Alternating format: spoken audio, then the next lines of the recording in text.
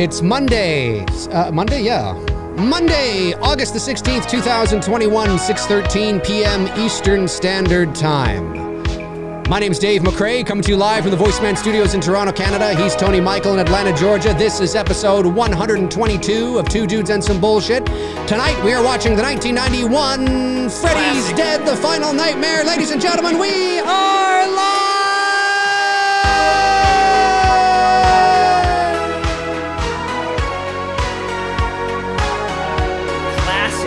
Freddy's Dead.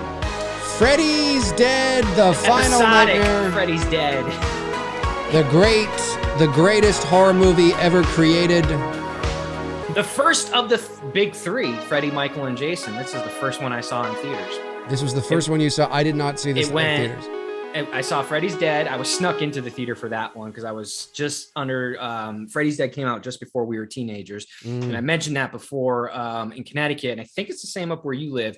If you're a teenager, as long as you're accompanied by an adult or someone who's 18, you can go see an R-rated movie. But Correct. When Freddy's Dead came out, I was just underage. So back in the day, you know, like everybody did this. I'm not, it's not like I'm doing something new, but our little theater, you go wait around the back and, your boy would let you in. And that's pretty much how I saw Freddy's Dead. And then I saw Jason Goes to Hell, followed by The Curse of Michael Myers. Those were my first three Freddy, Michael, and Jason films in theaters. Fascinating. Yeah. Well, I mean, this is... Not really. We are doing Freddy's Dead. I mean, we did Jason Goes to Hell, and then we thought, well, why not do Halloween, The Curse of Michael Myers? And then we did the Halloween, The Curse of Michael Myers, and we thought, well, hell, let's conclude it. We got to conclude it. Let's do Freddy's Dead. Next week it'll be Scream 3. No, kidding. There's no show next week. There's no show next week. So yeah, Freddy's Dead. We are paused. I'm watching it off YouTube. We are paused about 3 or 4 seconds into the movie, just as the New Line Cinema logo is coming up onto the screen. If you want to set your DVD, VHS, wood-burning disc, whatever it is you're watching it on, if you're watching along with us, to that's where we are set. The first time I saw Freddy's Dead, The Final Nightmare, geez, I don't know when it was. I didn't see it in the theater. It would have been on VHS, I guess, at some point in the 90s, and I thought it was dreadful. I thought this was absolutely dreadful. When you look at the contrast, and sometimes you don't notice the contrast. Like when you watch a series, it's funny, when you watch a series, if you're not watching it all at once, if you don't sit down and have like a marathon and watch 1 through 6, if you just watch 1 and 2, and then maybe that's how you normally watch it, but then you don't really gain a perspective on how bad the 6th movie really, really is,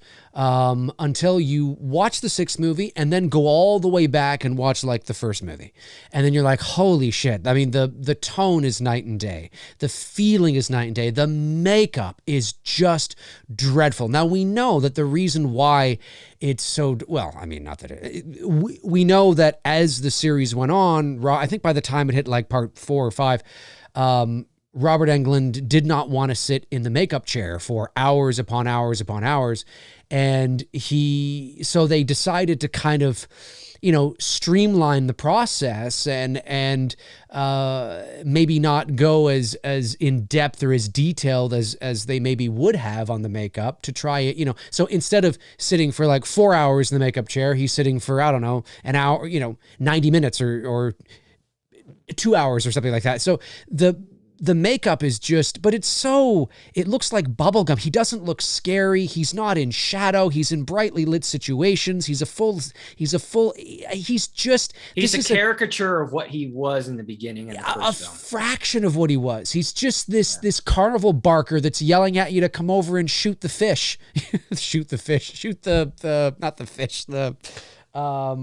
those, whatever the things that go up the wall, the flowers, you shoot and it goes up the wall, whatever, that's what it is. He's just this, it's bad. It's terrible. And listen, I know there are people out there that say, yeah, but I can have fun with it. That's great. You can have fun with it, but it's still dog shit. It's still shit. It's just awful shit. And if you don't like that I'm calling it shit, well, then you can leave. This is my house. You know what I mean? Like, get out, you know? I mean, it's okay. I mean, you've come into my house and I'm saying it's shit. If you don't like it, well, then you can leave. It's the way it works. No, but listen, if you love the movie, you know, I mean, is there anybody out there that thinks this is the greatest movie of all time? Not the greatest movie of all time. Is there anybody out there that thinks this is their favorite Elm Street film? Is there anybody out there in the chat room or watching after the fact? Comment below and let us know. Is there anybody out there that this is your favorite Elm Street film? This is your absolute favorite Elm Street movie? I don't know. It's just... And when you saw this movie in the theater, Tony, I mean, it must have been another depressing experience for you. Well, it's the first, remember, this is the first of the big three that I'm seeing. And even the whole, like, 3D glasses thing, that was lame. You know what I mean? Like, when she finally puts it on, you have to put it on. And it's just like, it was so stupid. I just remember walking out of there like, whatever. And then I go see Jason Goes to Hell and I'm like, even more whatever. And by the time I see Curse, I'm just totally, my life is over. You know, like I'm done. That's like, this is it. Like my whole childhood of growing up watching these guys. It's just been totally ruined from these first three movie going experience in the franchise. So if you are older than Dave and I, and were a teenager in the 70s and, you know, in your 20s in the 80s, and were able to enjoy the heart of these guys, of the core three, Freddy, Michael, and Jason, of their big films, and got to see those for your first movie going experience, fuck you. That's all I gotta say. I thought you were gonna say congratulations. I envy you. No, yeah, I mean, what a just a. I envy you. Yeah, I mean, it's a thing where it's like, you know, to be able to watch, you know, the first Elm Street, like especially Halloween, especially the first Friday 1 and 2. Movies. What the fuck? Yeah, especially like the first installments of a lot, like, you know, Jaws, Exorcist, Elm Street, Halloween, Friday, like to be able to watch the first installments of those films. But even to be around during the heart of like the fun of it in the mid 80s, when you were getting Jason and Freddy's films left and right. We were around. We just had to wait till they came out on VHS. You know, yeah, we were too young for that. You know, I'm talking like if you were like 17, you know, yeah, 16. I envy you, man, because you got to experience all that and the fun of it. You know, we come along as teenagers and we get the redheaded stepchild version of these guys. Right. Right. Well, but I mean, thanks to, you know, if you had a parent, or thanks to my older brothers, especially my brother Neil, obviously in 84, when Elm Street came out, I was 5 years old, but he would show me Elm Street. And then of course, 85, you know, I was 5, 6, 7, 8. I was, you know, a young boy as we were, but my siblings were showing me these movies. So it was great. It was, I didn't go to the theater to see them, but, did watch them on home video. Anyway, I guess we should get this over with. All right, here we go.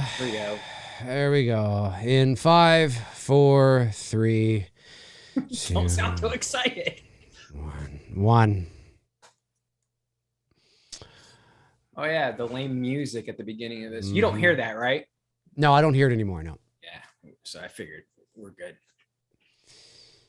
Yep. Do you know the terror of he who falls asleep? To the very toes he is terrified, because the ground gives way under him, and the dream begins. Friedrich Nietzsche. Oh, yes, that's right. Thank you. I had all my glasses on. Welcome to prime time, bitch, Freddy Krueger. I think that's funny. I think that's actually a funny thing. You have this like very poetic, philosophical sort of, you know, quote, and then you just have welcome to prime time, bitch, Freddy Krueger. Yeah, I forget Alice Cooper's in this flick. He is. It's cool that he plays Freddy's dad. I mean, it's Alice Cooper, but I don't know. Whatever. Julian Salgado says, can't appreciate the good movies without the bad. I disagree. I think you can have great movies and appreciate them for being great in a vacuum. Certainly the bad movies can help you appreciate the good movies. But I don't think you need to have bad movies in order to appreciate good movies.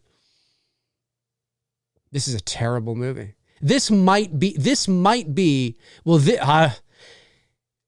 I got to say, out of the three bad ones, Curse is probably the best out of the three.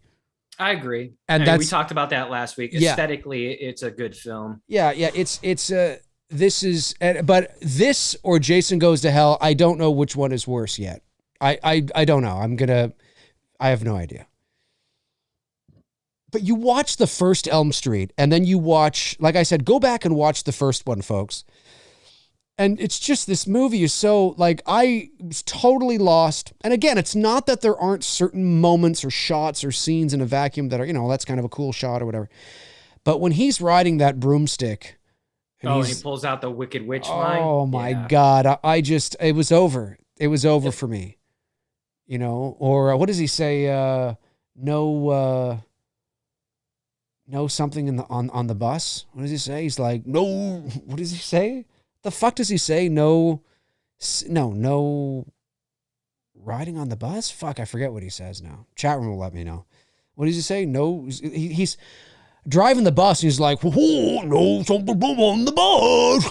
Whatever. It's like, fuck, it's so stupid. It's like, it's just so, he's a carnival barker. I would like to rewind just a little bit. Of the core three, thankfully, Wes Craven came back into the equation shortly after this and gave us A New Nightmare, which I've enjoyed from day one. Like, I got what Wes Craven was doing. I understood it. Oh, for sure. I enjoyed it. And when because I think I saw that before Curse, because it came this and then Hell and then Wes Craven's New Nightmare. New Nightmare was 94. Yeah. Yeah. And then Curse of Michael Myers. So at least, my two first Wes Craven movie going experience were great. It was Final Nightmare and then Scream, obviously. Gotcha. He totally saved us with that. This just, I don't know. Lupo, you can tell this looks like a set. Oh, it is I get it's a dream sequence. Of course it's a set. Here it comes. Lupo Music says you can't compare the first one with this one, man. No, well, that's my point. That's my point. When you look at that's the point, is that there's no, like, it just keeps getting, I've always said that it becomes less about Freddy and more about what wild, crazy, sensational set piece and dream sequence can we conjure up next, which, I get it. As you're moving a narrative along, you sort of have to outdo yourself, or you're just doing the same thing over again. But I appreciate the first one's, oh, here it is. I just have to stop myself. Here it is. I'm going to fucking just turn this up. My pretty, and your little soul too. And that's our first introduction to Freddy in this movie. That's the first time we see Freddy Krueger in this movie. Like, are you kidding me? Like, it's hokey, it's gimmicky, it's lame, it's cheese beyond belief. A horrible callback to Wizard of Oz. It's terrible. Horrible. I was just gonna say that what I love about the first film, especially, and even the second one too, and I get, I get it, you got to go on, but is it felt like Freddy was invading, their world. Like, he was being intrusive into their dreams. The dreams were not overly sensational. They were creepy and weird and eerie. They felt like real dreams that people would have. These just feel like, you're always going to some, weird, far off, fictitious. It just feels hokey to me. It's too much. It's too much. And it's like watching, they're just it looks like they become comedies. It looks like a set. And I don't like when I can tell that they're on a set. When you look at for example, my favorite kill in all of horror is Tina's death in the original Nightmare on Elm Street. Mm-hmm. And when you look at that scene, we know it's a set. We know that they turned the set upside down and that's how they did it. But it legitimately looks like a bedroom. You know what I mean? Mm-hmm. Like, when you watch the playback of the movie, you can't tell that they're on a set. And that's the beauty of the filmmaking that Wes Craven did in his creativity and use of lighting and whatnot. When this dude is in the room there, the bedroom of the house that's spinning around, like, I know it's fake. I know he's on a set. And when he's running through the neighborhood there towards the Freddy house, or the Nancy house, I should say, you could tell it's a set. And then why he's tumbling like forever down the hill. The question is, after this big tumble, did he get the cheese log that was rolling down the hill? What the fuck? It's like those fucking cheese log. I'm guessing I know where H2O got their idea. Races. Like, you know those people that run down that hill after that rolling cheese thing or whatever? That's what's like this was. Except it was just him and there was no cheese. No. Well, to conclude what I was saying about the original film, everything looks practical. Everything looks real, even when it's on a set. Mm-hmm. And that's the beauty of a good film. Mm-hmm. Oh, there's Bob. Got to get his cameo in. Yeah, that's right. That's right. There he is. He started popping up, in the second film, right? From the second on, he always made some type of cameo. That's right. Oh, yeah. And Cody, thanks for he became like the P. Diddy of the franchise, always showing up. Yeah. Yeah. No. You know how like P. Diddy always showed up in like Biggie's songs and Mace and all the other artists he produced. Diddy, get out of there. God, I hate that. No screaming while the bus is in motion. Like, I mean, listen, I understand that I get what people can have fun with. I understand it. I understand that people, but when a movie becomes, this is my problem with a lot of horror film. Like, it's not that there's a surrealism to this film, and the effects are cool, and the effects are cool, and the surrealism is cool, and like all that kind of stuff. It's very dreamlike, very cartoony, and it's you can watch it. It's not boring to watch, right? You know, when I say that I don't like this movie, it's crap. I'm not saying it's boring. It's certainly not boring. Halloween 6 isn't boring. I don't think Halloween Resurrection's boring. Like, I don't think these bad films are necessarily boring. I just think they become sort of too shticky, too gimmicky. And then if your only reason to watch them is just because you're watching, I just like watching it for the stupidity of it. Well, then it's like, then you've lost the whole point. Now you're like, so you don't care about the story. You don't care about the characters. You don't care about how it connects to the bigger picture. You don't care about, the nuances of the through line and the consistency and how it ties things, like all that stuff that makes something feel complete, and the arcs and all that kind of stuff. Like, if all you're doing is just watching it for, like, people say, well, I like watching Jason Goes to Hell. It's just fun. It's fun nonsense. Okay, but I mean, then I guess you just have different standards than me. It's true. But that is, at the same time, it's catch-22. This is the reality you face when you go on and on and on. It's just the reality.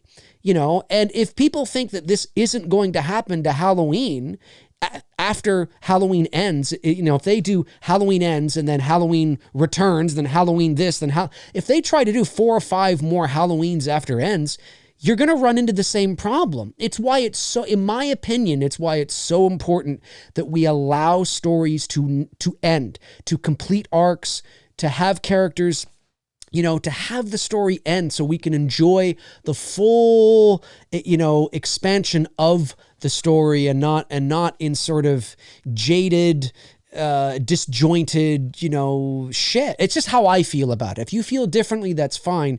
But I'm not somebody that, like, I never watched this. I've probably seen this movie, maybe this right now, maybe my 3rd, maybe 4th time in my life seeing it. Same. When I sit down to watch like, I don't watch movies I don't like.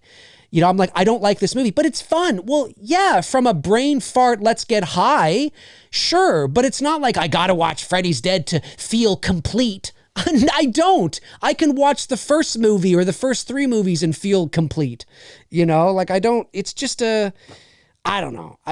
Maybe it's age. Maybe it's just how you grow up. Maybe it's just different standards.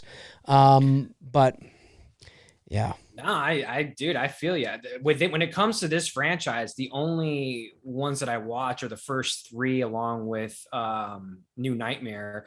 And then when I'm feeling it, I watch part four. Part four to me in this franchise is like watching Friday the 13th, part 7. Like I have it. If I'm in the mood, I'll watch it. I get you. And then, you know what I mean? Like that's it. But the prime ones that I watch consistently are the first 3, along with New Nightmare. Yeah. Those are the ones that I watch in this franchise. Geeked Out Turtles fan sends in $5. Thanks, Geeked Out. Says, guys, Tom Arnold and Roseanne make a guest appearance. Indeed, they do. Yep. They were married at this time, I believe. Yeah, they were they were a bit pop culture-y at this point, the two of them. Like, oh yeah, for sure. Her show was popular, and those two, I just remember them, just seeing them everywhere, like on all the magazines and stuff, you know, because of course back then that's what we had. We didn't have social media. Social media was our magazines. And I just remember Roseanne and Tom, Roseanne, like everywhere, you know, that's all you would see. Yeah, it's true. Timestamp is 12 minutes and 15 seconds. Isn't that Mayan Brecker or what's his name? Mayan? Something like that, yeah. No, I forget. He's gone on to have a pretty solid career. He's done some good shit. Freddy has a daughter. Since when? They pulled that one out of nowhere. Like Jason had a sister. Since when? That's right. You know? Never knew Jason had a sister. Maybe that's what they should do. Maybe they should go back and Jason's sister. Well, and that's where like people like to come and argue with me. Yeah, people like to come and argue with me like, but Tony, you complain about Jason having a sister out of nowhere. You complain about Freddy having a daughter out of nowhere, but you like Jamie Lloyd. And like, yeah, because that makes sense. It would make sense in the timeline. Yeah, but based on the Laurie Strode having a... Right, it's Laurie Strode's kid. Like her and Jimmy had a kid, like, and it was 10 years past since the events of the original film. That would make sense in a narrative that they would get together and have a kid. Yeah. Right, okay, that makes sense from a storytelling point of view in Halloween 4. When you're pulling it out of left field, full grown ass adult sister for Jason and a full-grown child for Freddy out of left field, it's like, well, where the fuck have they been, you know, this whole time? You know, Jamie Lloyd, she's only, 9 years old in the first, when she makes her first appearance in Halloween 4. Yeah, like well, that time that went by since the original Halloween, it would make sense. You know what I mean? Of course. We just didn't see her grow up, you know? She's not poof, magically being put into the franchise like this woman is, who turns out to be Freddy's kid. No mention of her at all up until this point. And the same thing with Jason and Jason Goes to Hell. There's no mention of his sister. You know, but that's, I mean, the bad sequels, you know, like I said, you can usually get, you know, yeah, like bad sequels is just an inevitability. I'm sorry, it is. It's when you just continue a story past its due date, past its expiry date, I should say. It's not that it's not possible. Like, you know, people could say, but look at Halloween 18 and Halloween Kills, you know, might be great. That's true. But that's because they had to go full stop. Right. And they had to say, okay, let's pretend they had to go all the way back to go forward. Now, I'm not saying that that's not possible. I'm not saying that you can't erase all the Friday the 13th movies and do a direct sequel to 4 or to 6, or, you know, erase all the Elm Street films and do a direct sequel to the first one and then pick up and go again and make something that's yeah, that's always possible because you're going back to go forward. That's always possible to do that. But that doesn't mean that you are immune to having that same problem moving forward. You know, if you want to go all the way back, erase all, you know, certain amount of films and then go forward, that's fine. And that might be the best option to do. But you're still don't think you can now go forward with another 8 films that are all going to be great. That's not going to happen. You're still going to run into the same problem. You just have allowed yourself an opportunity to fix it. Or to kind of maybe do something better. Maybe it's a little more mature and that's, you know, for the characters involved, but you still have an expiry date. You still have a shelf life and you got to know when to get out. Some of the best performances, either by bands, comedians, television shows, is knowing when to get out, knowing when to get off stage, knowing when to fucking call it quits. You know, same with athletes and shit. You know what I mean? Everybody it's, you know, you got to know when now again, I'm speaking from a fan art film perspective. If I was to take off this hat and put on my business hat, that's a completely different ball game there. If it continues to make money, they're going to continue to make them. That's a different set of, you know, that's a completely different thing that you know, we can talk about. And if I was a producer and I was saying, oh, let's just get more money, you know, I get all that. I get the business side of it. But from a purely sort of artistic side, you know, these things have shelf lives and shelf lives, I should say. And the Elm Street movies are always fun. Even part 6 here is fun from a spectacle point of view in terms of, you know, the effects or the surrealism or that's a weird thing that happened, or, you know, look, it's not a boring movie, but it's just like, what is this? Like, what are we watching now? You know, what is this? Who is this guy? Who is Freddy? Like, what was his arc? How did he change? Like, why wasn't he all, whoa, the boss is in motion in the first movie? Like, why wasn't he doing that?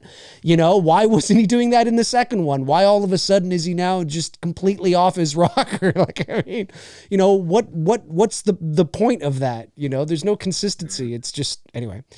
But, you know, I really don't like anything after. I can watch 4. I can watch 4, but I think 5 is terrible, and I think 6 is terrible. Of Elm Street. Yeah, I mean, really, if they had ended this at Dream Warriors Part 3, I mean, it does come full circle. You've got Nancy back. You know, even though she does meet her end in that film, it comes full circle. You know, and you know, there was really no need to go on and do more. But of course you did, and you brought Freddy back in 4 by pissing on him with a dog. Yeah, and you know what I love about... I actually love the Elm Street films in order. 1, 2, 3, 4. That's, I think, the order that... Yeah, I agree. I love them in. Well, no. Well, you're 1, 3, 2, 4, I think. Yeah. 1, 3, 2, but 4. But for me... Well, actually, no, I'm 1, 3, New Nightmare, 2, 4. Ah, gotcha. Okay. Well, I think part 3... actually is a great ending. Like, I mean, the final shot. You don't see Freddy coming back. You don't see his glove coming out. All you see is just the light turn on in the paper mache. I believe it was the paper mache house, right? Yep. You just see the light turn on. That's so great. It's not Freddy. It's just a light turning on. Now, you could interpret that as, oh, that means Freddy is still around. Does it? Or does it just mean that nightmares will go on? There will always be another Freddy. Obviously they could, I know what the intention was. Obviously the actual intention from the artist is to let you know that Freddy's not dead. But because, I don't know, it just seems more mature to me. It seems smarter, not a cliche eye opening or, you know, a hand coming out of the chest, which is still cool, by the way. But, you know, it wasn't overused. It was smart. It was subtle. It was, here I go, nuanced. You know, it was just, I really like that ending. If that had been the last Nightmare film we ever got, and then now in 2021, they're talking about rebooting it or doing a sequel or whatever, I'd be fucking jazzed. I'd be jazzed. Well, yeah, because the last thing we saw was the light turn on. What's going on? What does that mean? You know, there's so much you could do with that. But, yeah, it's such a cool final shot, you know, and it's so subtle and mature. You know, it's not in your. It's just really. It's something I totally would have done. Totally, it's great. Yeah. It's great. But no, we had to go on. And how did part 4 end? I forget how part 4 ended. That's when. What's her name? And Freddy have Alice and Freddy have the showdown. Yes, I remember that. Alice defeats him. Can you remember part 5, the food eating scene? Oh yeah.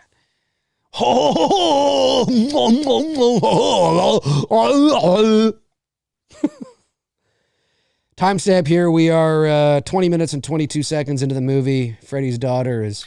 Yeah, I agree, Evil Alex. So the one redeeming factor to part 4 is the fight between Alice and Freddy. It's a great choreographed fight. It's not too over the top. It's believable. The location was good, which is why I did that as a photo shoot. But there's a lot to part 4. It's like, it's tough to get through. And it sucks that Patricia Arquette could not come back to play Kristen again. Yeah, because I will be honest with you, it was only like 10 years ago when I realized the blonde in 4 was supposed to be her. I had no fucking idea. It's the same character, but just a different actress. I had no idea that the blonde in part 4 was literally supposed to be Patricia Arquette's character from 3. I had no idea. I had no idea. For whatever reason, that was not clear to me until like 10 years ago. Yeah. Right over my head.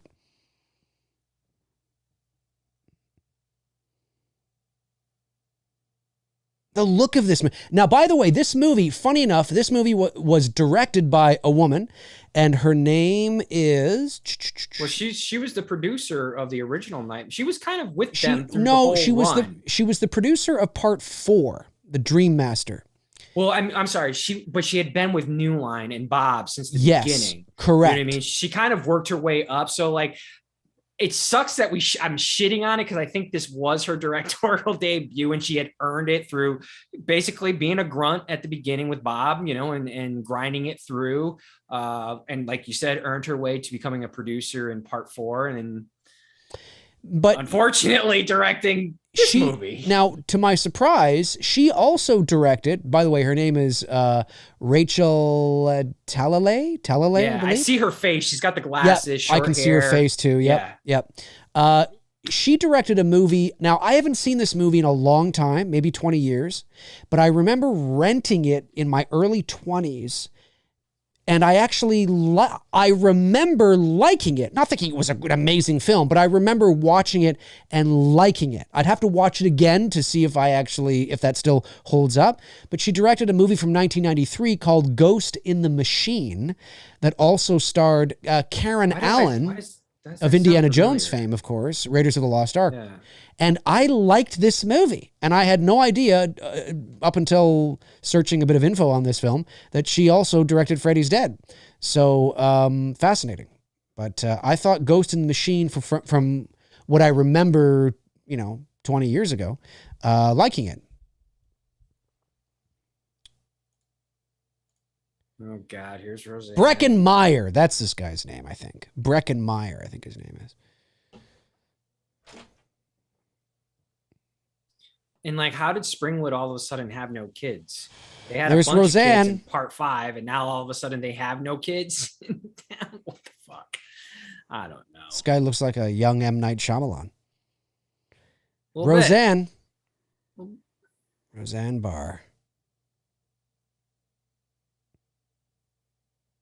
Tom Arnold and Roseanne. Tom Arnold. Holy shit. If you ever want a cold shower, just think of Tom Arnold and Roseanne Barr. That's all you got to do, folks. It's all you got to do. Did I miss any super chats? I don't think I did. The last one was from, Geeked Out Turtle Fan. Just want to make sure I didn't miss any. I usually see it pop up out of my peripheral, but...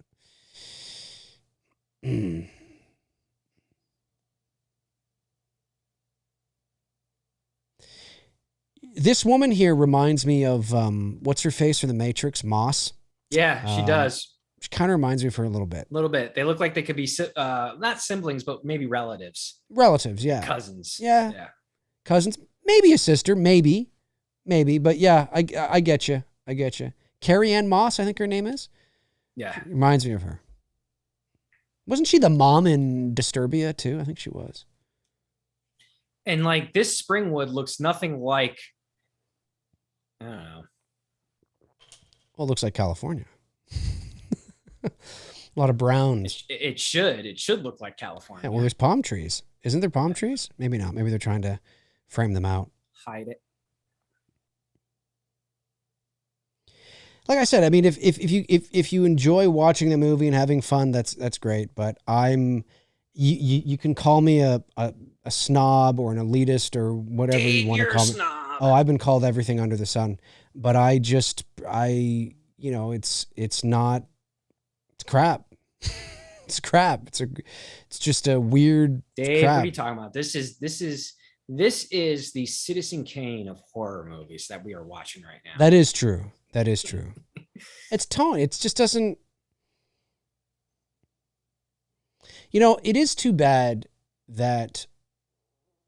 I mean, it's good, obviously, because we get amazing films, but it's too bad that studios, when it comes to horror, especially, and horror sequels will turn out just so much garbage. There's so much garbage in horror. Oh my God. So much. If there's a buck to be made, they'll Yep. do it. Yep. It's why they don't call it show business for No, it's show no business. other reason than the fact that it's business. Oh yeah. They're in it to make money. They're not in it for friendship. Yeah, they don't. I've had that conversation, with many people saying that it's a different world. I mean, I've sat in on not obviously film studio meetings, but I've sat in on production company meetings for advertising. As a voice actor, I've been in studio many times in my life. And, if you're lucky, you will only have to deal with the director and the audio engineer. But sometimes voice actors out there will know that when you go into a studio, it is not unprecedented to walk in and all of a sudden there's 8 people behind the glass and you're thinking to yourself, who the fuck are all these people? And they're the director, the casting director, the executive from the marketing company and the production company, and then somebody from the product, So if I'm doing a Coke ad, you got to have somebody from Coke there, and I've sat in and listened to the meetings and the things they're talking about and all this kind of stuff. They don't give a fuck what people want. They don't care about, generally speaking, they're not thinking about, what fans of Coke want or what fans of a certain product want. It's all about patterns and marketing and subliminal messaging, and it's business, right? It's a business. And if movies make money, then, and if bad movies continue to make money, studios won't change it. That's the thing you have to understand, that if the bad movies continue, if bad movies make cash, then the studios won't want to change it. They'll say, well, let's do that again, but let's do it like this. Or let's, because it made money, yeah,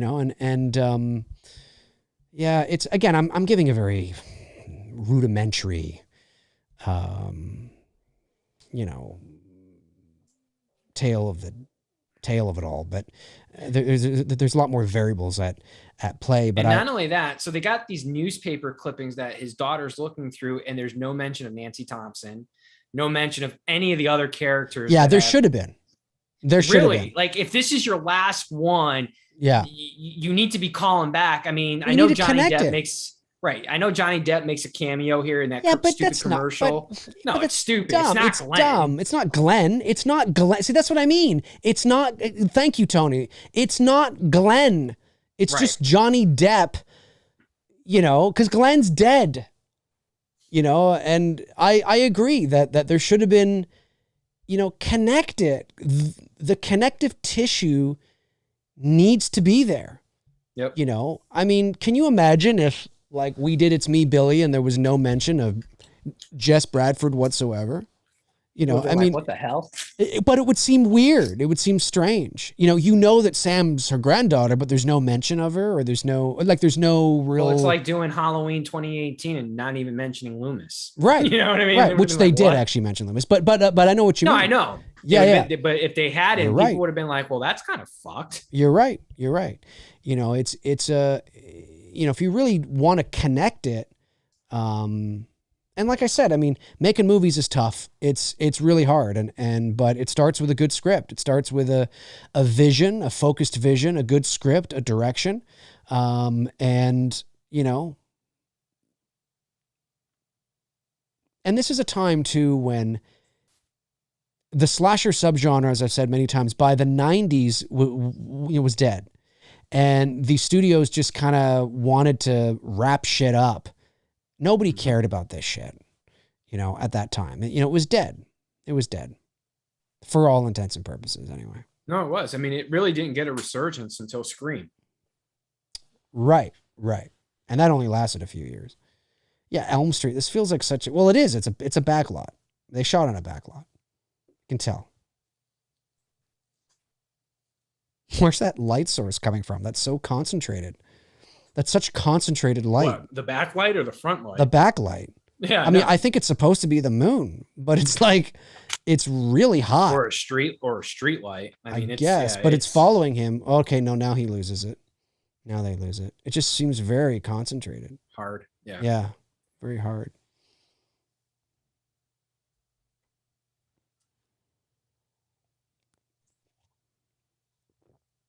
That's cool. I like when they shut the door and blood comes out. Like, you see, like things like that. Like, I can like things like that. But when you put cool stuff in a vacuum in a bad movie overall, you know, it just feels wasted, right? You know, it just feels, wasted. That looks like a miniature. Production design's cool. Set design looks great. You know, all that kind of stuff, right? Like, I mean, but that's par for the course. You expect that. You know, you expect the design to look good. I mean, I expect the continuity of the house to look the same like Right. the original film. You got the staircase right there. I don't think there was a chandelier though in Nancy's first house. I could be wrong. I have to rewatch that. Yeah, I don't recall, but yeah. But you know, it's one of those things. But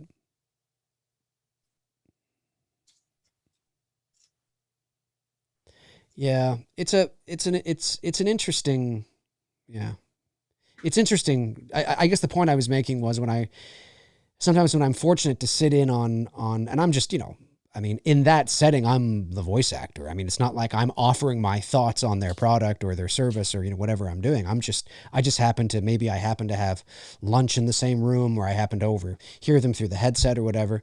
And it is fascinating to listen to them going back and forth and talking about the things and you know, and again, it's a little bit different because we're talking about advertising as opposed to, you know, movies and production meetings and stuff, but the principle is the same as their focus is not really,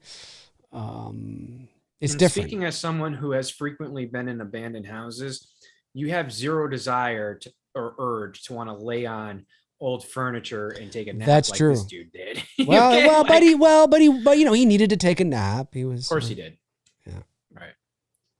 Like, there's a lot of surrealism, you know, when you walk around the corner, all of a sudden there's like, you know, other people there. Like, I like that kind of stuff. It's just too bad it's in a movie that's so bad.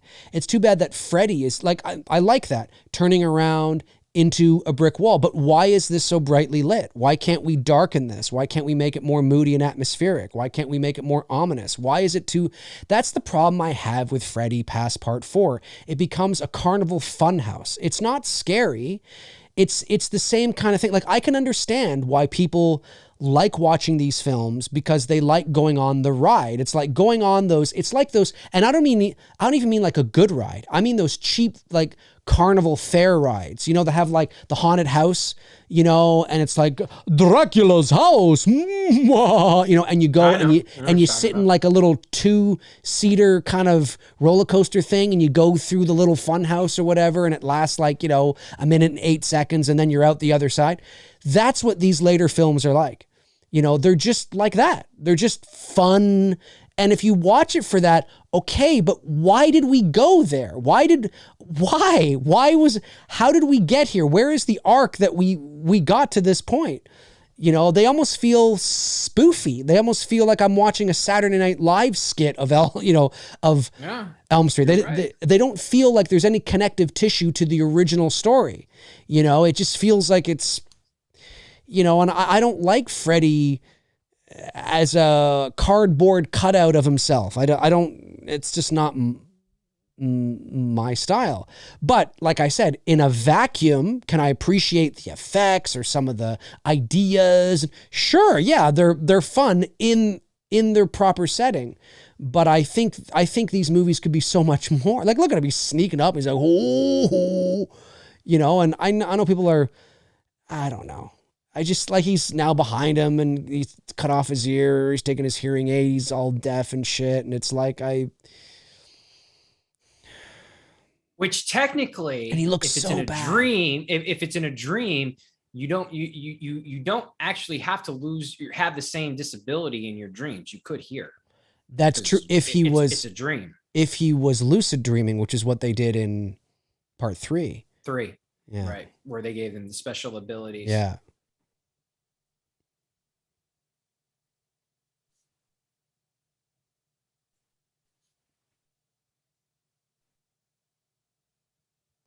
And are these the last of the Elm Street kids?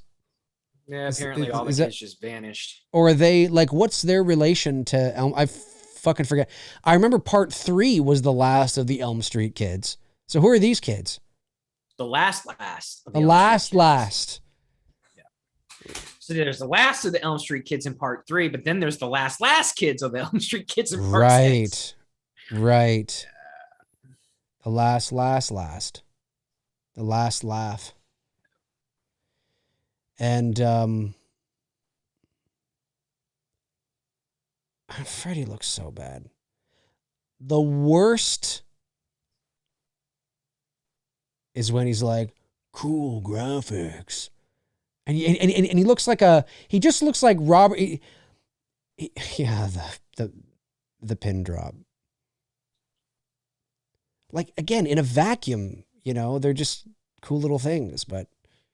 And he's going to catch it. Get the fuck out of here. But even this is too much. Yeah, it just seems like Funhouse. World of fun. You know, Freddy's World of Fun.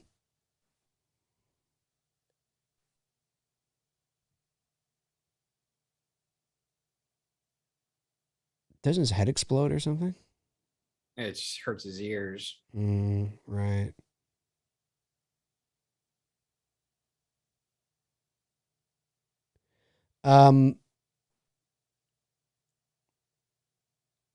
When he's playing the video game, it literally looks like Robert Englund. It just looks like he looks so bad here. He looks so bad. Oh, yeah. Then he starts doing this. Oh, I fucking hate when he starts like going around on the, like, watch when he starts clawing the chalkboard and he starts going around and he's moving his body. He just looks like a douche. He looks like a doofus. Like, it just looks, this is so silly. This is just so silly. It's silly. You know, it's not scary. That's what it is. These aren't scary movies anymore. Once you get to this point, they're not scary. Like, look at him. Like, watch. Look at that. Look at him. Look, he's like he's fucking the chalkboard or something. Like, I mean, another head exploding. When you get to him playing with the video game, it literally looks like just Robert Englund was stung by a bee. And he's bloated. He looks terrible. He looks terrible. The Dark Light sends in $5, says, do you think Robert Englund loved acting without his makeup in this film? He had makeup on, since you can see his real face. Oh, I see, in that scene. And can show his acting chops. I think so. I mean, yeah, I think anytime Robert Englund can... remove himself from the makeup. Sure. I think that's because, it's always, you get to see, him. He's never been a leading man. He's always been a character actor, and he's good. He's fine. He's a, fine character actor. But yeah, I think so. I think he probably did. Is this where we get Inagata Davida? I think so. Or isn't that the song that he doesn't that song come in here at some point? Oh, I think it does. Yeah, I think it does.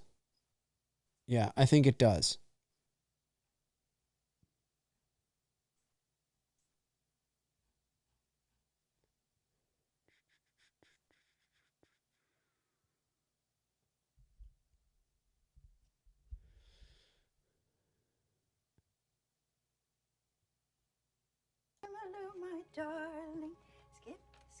Skip to Malou. Skip. That's one thing I didn't really like Isn't about... she a part of the New Line people as well, too? I don't know. She might be. She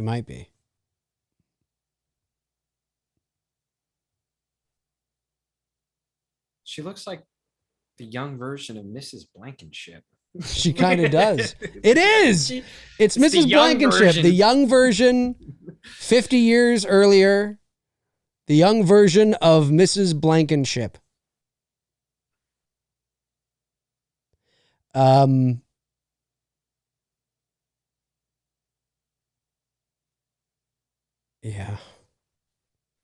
Of course, there was no way of knowing this back then. But if they had just stopped at like part 3 or 4, all of them, Friday, Elm Street, Halloween, whatever, they could have, you know, if you could look into a crystal ball and say, just wait 40 years and there'll be an opportunity to revisit these characters, you know? Because quite frankly, I have no interest in doing a direct sequel to any Elm Street film other than maybe part 3 or even the first one. I wouldn't be upset, and I adore part 2. But if they had said we're doing a direct sequel to the first one, you know, does anybody care now that, well, I mean, if you don't like the movie, maybe you do. But everyone's like, oh, they're erasing Halloween 2. No. Then Halloween 18 came out and, you know, I mean, I don't think it's I think it's the best sequel probably since part 4. But I don't think it's like, you know, incredible or anything. But there are people that do. And now nobody really seems to give a shit. So, you know, you just got to, you know, there's always a whining process with fans. There's always a, and if you can get through that, then, you know, fans, you know, they recover. Tell me how you really feel. Well, it's just what I've noticed. Cool. This is Johnny Depp comes in. Yeah, there's Johnny Depp. There was a fan that tried to tell me that this is Glenn. And I'm like, it's not Glenn. It's not Glenn. It's just Johnny Depp offering some weird cameo. Completely unnecessary cameo. It's completely unnecessary. See, look at this. Oh, I mean, I know that's... God. He's laughing. Hey, Spence, let's trip out. Yeah. I like that. I like his voice there, though. I'm glad that was deeper, because sometimes his voice is just like,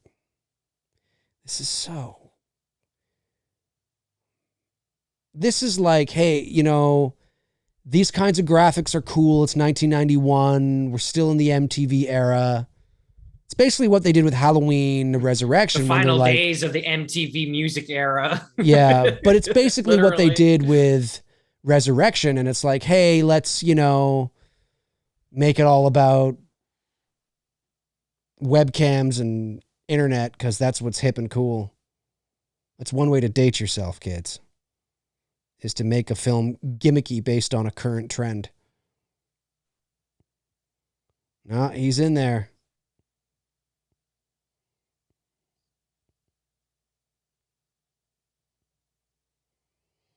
He's in the video game. Oh my God. It looks so lame. Now think of Freddy Krueger in the first movie. And now look at him here. Clear as day, bubblegum face, stung by a bee, Robert Englund sitting there with his feet up, playing fucking Nintendo, essentially. Oh, yeah.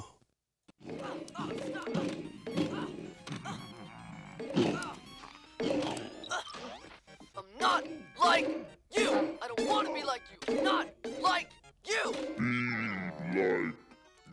Oh, God, this is so bad. Power. This is painful. This is painful. This is like, yeah. I mean, this is literally like I'm watching. This is painful. This is not scary. This is just Graphics. Whoa, great graphics. fuck. What was that scene? What is that scene? I don't know. What did I just watch?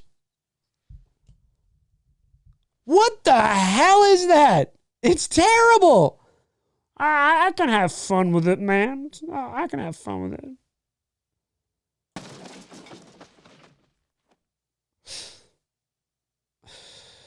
Holy shit.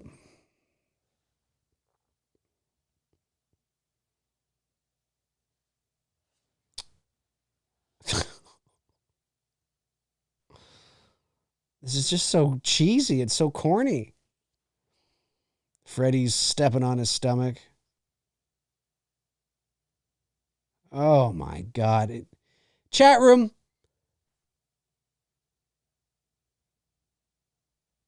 Where do you place this? I want to know. Chat room. Out of all the Elm Street films, now let's talk about out of the first 6, not including Wes Craven's New Nightmare, not including Freddy versus Jason, not including the the remake. What the hell is this I'm watching? I know he's jumping around. It's like he's on a fucking this pogo ball. Look at this. Where do you place this out of the 6 films? Because that's where it kind of stopped. Out of the 6 films, where do you place this? Be honest. I'm not going to judge you if this is 4th or 3rd or 1st.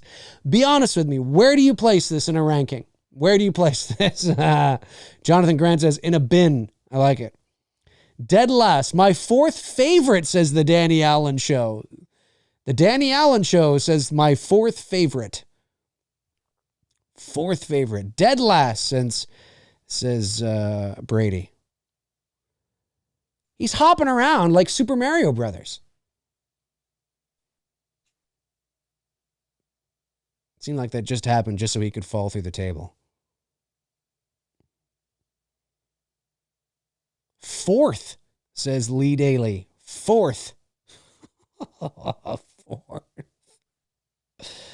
Oh my God. That means there are 2 movies other than this one he thinks are worse. There are 2 movies that are worse than this one. I'm just going to take a guess. I bet you they're 2. For him, they're 2 and 5. That's my guess. Or 5 and New Nightmare. No, I'm not including New Nightmare. Only the 6. I just wanted people. No, I just wanted people to do the 6. Look at that. His face there when he holds up the glove and he's like, he looks like a bee stung him. I swear to God. I don't know how long ago it was, but maybe like a year or 2 ago, I posted that face of him going, and the face in part 2 when he's looking through the flames. It's night and day. It's like, it's not even, this is just silly. I mean, were people sitting in the movie theater going, oh my God, this is so scary. Oh. No, we were talking during the whole movie. I bet you were. We really were. I bet you were. Jim Dorsey says 5th. That means there's one beyond this one that Jim thinks is worse. Well, I mean, oh my God, Jim. Once you get to 5 and 6, I mean, it's kind of like I'd still watch 5 over this one. I'd watch 5 over this one.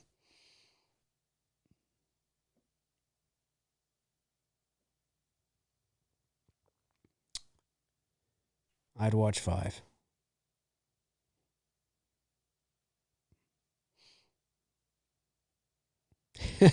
Dave is so funny. Well, I appreciate that. Some people think I'm an annoying piece of crap, but that's nice that you think that I'm funny. What is this supposed to be, like fucking Alice from part 4? Get the fuck out of here. Get out of here. You ain't no Alice. Look at this, right in the nuts. Like, look at this. What am I watching?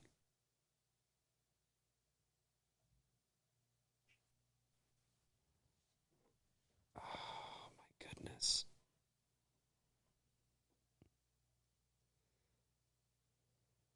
Is it Kate Moss or Carrie Ann Moss? I think it's Carrie Ann Moss.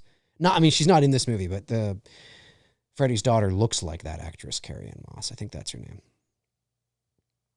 Darren says, I prefer the Goldbergs episode. Yeah, so do I. And that was cheese as hell. And Robert looked like he was, I mean, we love Robert Englund, but he looked little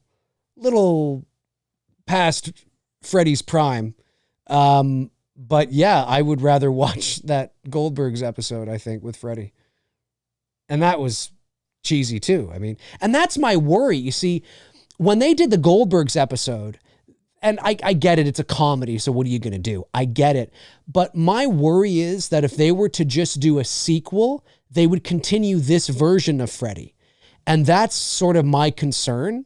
And that's kind of like because this version of Freddy, a Freddy that is not necessarily this one in part 6, but a Freddy that is a wisecracking Freddy that is comical and just kind of jokey fun is so embedded into pop culture that I'd be worried that that's sort of their default. That's what they would go back to if they were to do like a follow-up to any of the last 4, films.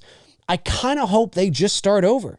They either do a direct sequel to the first one so you can bring back Nancy, or they just do a And is what's her face who played Marge? Is she alive? I know John Saxon, of course, died, but is Marge alive? The actress that played Marge, maybe she's alive. Gosh, I don't know. You might be able to bring her back. That would interest me because then I believe somehow you are going to go back to Scary Freddy, or you do a sequel to Part 2 and you bring, I don't know, whatever. But I think, I personally believe Elm Street's future is either in going back or maybe a series. Going to a series on Netflix or something where you have time to breathe, you have time to let the narrative breathe, and you can create a whole story around Fred Krueger as the child murderer and all this kind of shit. And you can build that backstory because it's not imperative to his character. Keeping that ambiguous is not imperative to the Freddy character. We knew who he was even in the first movie. So you could go back and explore all that and who Fred Krueger was. And then even at the end of the first season, that's when he starts to become Freddy, the Freddy we know or something. I mean, that would interest me. But I don't know, man. Whatever they do, they please make Freddy scary again. We're going to have like a Mfa hat. No, make Freddy MAGA. Make Freddy scary again. Mufsa hat. Mufsa hat.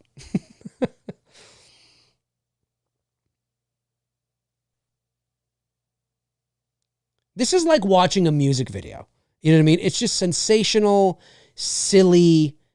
It's like a Roadrunner cartoon. That's what it is. That's what it is. It's like watching an episode of Looney Tunes. Do you get that sense? Yeah. It's like I'm watching an episode of Looney Tunes, where it's just one crazy sensational thing after another. And Freddy's just, he's a cartoon character, and it's what I feel like I'm watching a Roadrunner cartoon. That's what this is. And I just, all the power to people out there who love it, who enjoy watching it. But for me, there is not enough scary. There's not enough nuance. There's not enough spooky. There's not enough meat on the bone. There's not enough, there's not enough good shit for me to watch that. I don't give a fuck. Like, I could watch this movie tonight and never watch it again for the rest of my life. And I could not care less. I could not care less. No, not at all. I just don't care.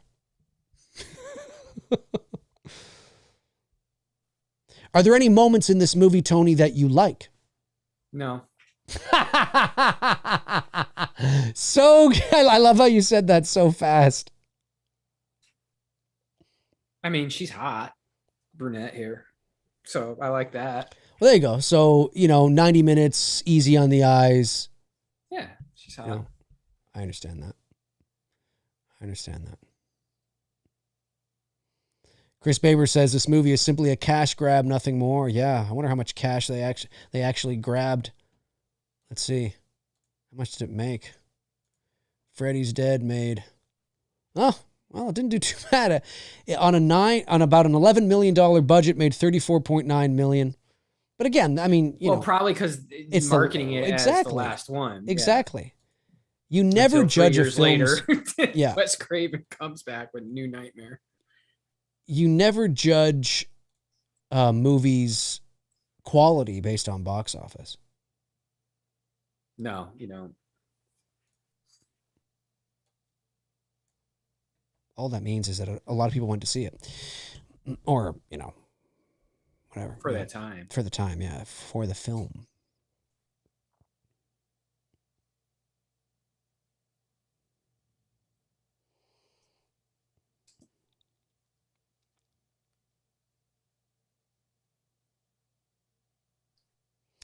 I would love to see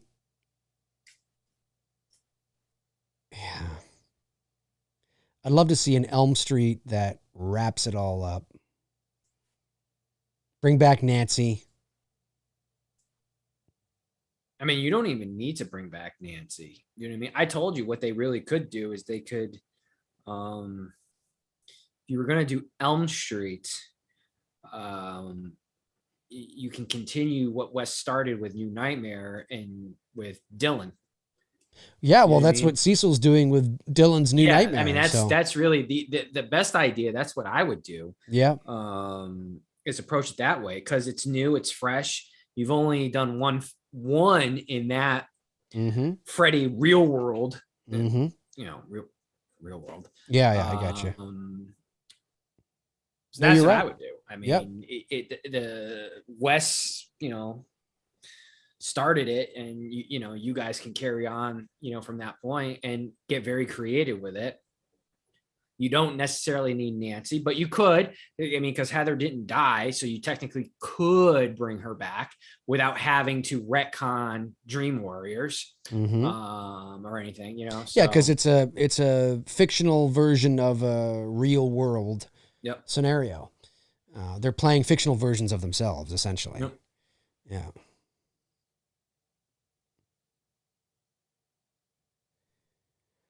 I just don't care about this woman because no one knew Freddy had a kid until this movie. At least I don't think it was until this movie.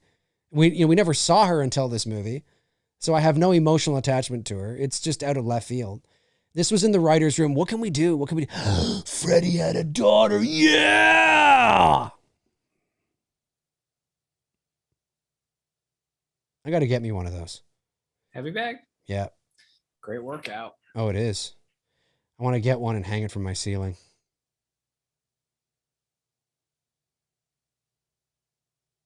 That's what I got to do. That way, every time there's a bad horror movie, I can go out and punch and kick it.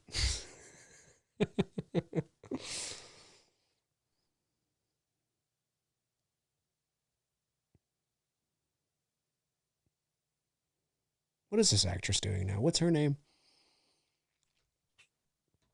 Is she doing anything? Freddy's dead. Looking up this actress, Lisa Lane. Is it Lisa Lane? I think that's her name. She's 60 now. Yeah, that's got to be her. She did a few things. What'd she do? Well, I just mean nothing that I recognize though. I mean, I think that's the first time you hear the Elm Street song too. At this point, Really? I don't really recall hearing it anywhere else before this.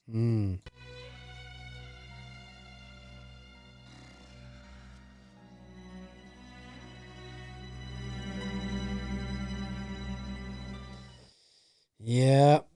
Take those meds, bitch. It's totally California.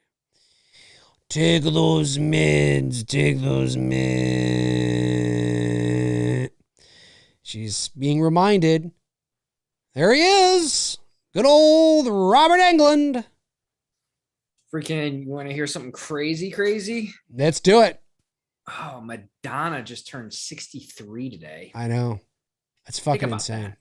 Think about that. She's 63. Madonna, I mean, she looks great for 63. Yeah, Madonna's 63. It's like, holy shit. Yep. It's hard to believe, isn't it? Life's starting to get real, man. Yeah, life is starting to get real. It's starting to get scary. Life is starting to get very real. It's starting to get scary. It's starting to get scary. Certain numbers are starting to be said about certain people that, like, I mean, I've got my Madonna poster hanging up right there that I had since my childhood, you know, of her in the 80s. And that's how I'll always remember Madonna. But it's like, damn, she's 63. Fucking A. It's crazy.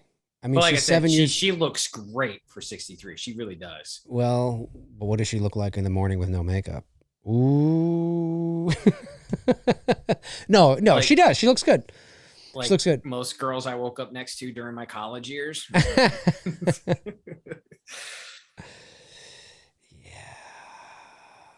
Oh yeah, this is when she discovers the room. Yeah. Yeah, it's a cute kid though. That's a cute fucking kid. Very adorable. I like that this is a regression dream. Like, obviously she's regressing, and you know, I mean, I like that aspect of it. I like that they put her in the outfit. Yeah. You know, I like those little things. That's good stuff. Yeah, he's just like a caricature of himself. There comes a time with all of these characters, all of them. There comes a time when a movie is made and it feels like I'm watching somebody cosplay as the character. Do you know what I mean?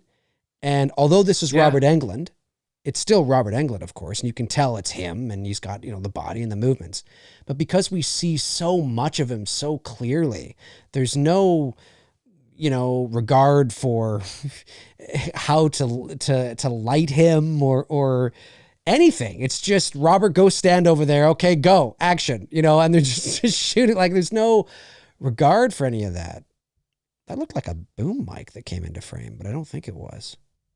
I wonder if that was.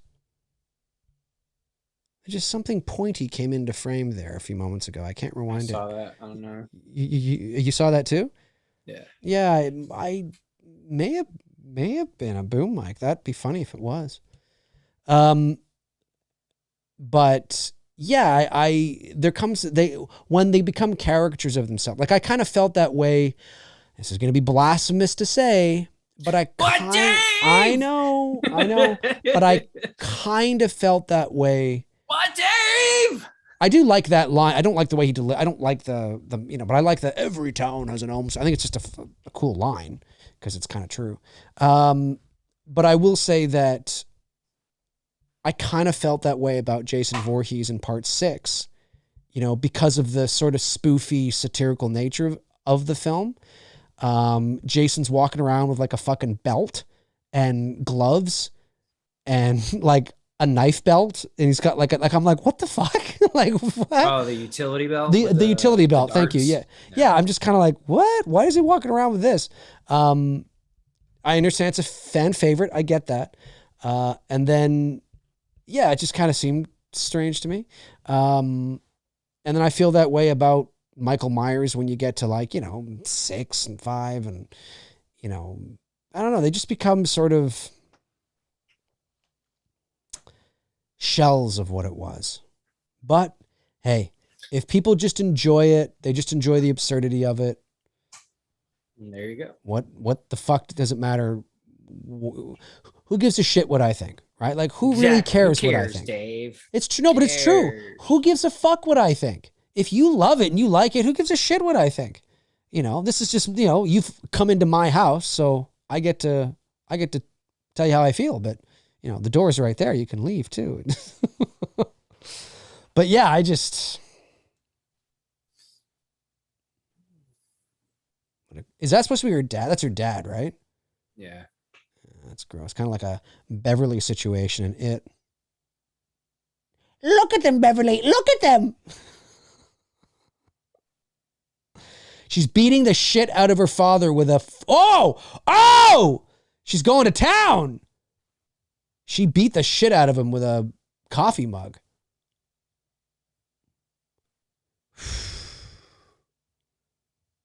And he's getting, as if you'd beat him like that. Obviously, she's in a dream.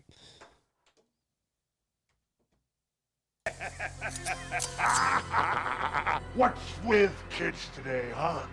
No respect. You can't. What's with kids today, huh?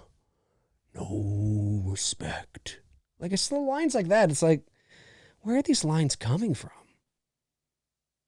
And again, to be fair, in the very first Elm Street, there was 1 or 2 moments where he got a little cheeky, like when Tina ran into the house and he's like, "Hey, Tina, watch this." And he cuts off a finger and, you know, it's not that it's the vault, like right here when the way this is shot and what is going on? You know, it's just, it's balance. You know, like, you can't, like, this movie is not scary at all. There's nothing scary about this movie. There's no scene that is scary. There's no scene that I'm like, oh, that's kind of creepy. That's a creepy shot. That's kind of creepy. Nothing. There's nothing at all. You know, and, you know, if you want to have Freddy crack a line, okay, but make sure you're adding balance. Balance.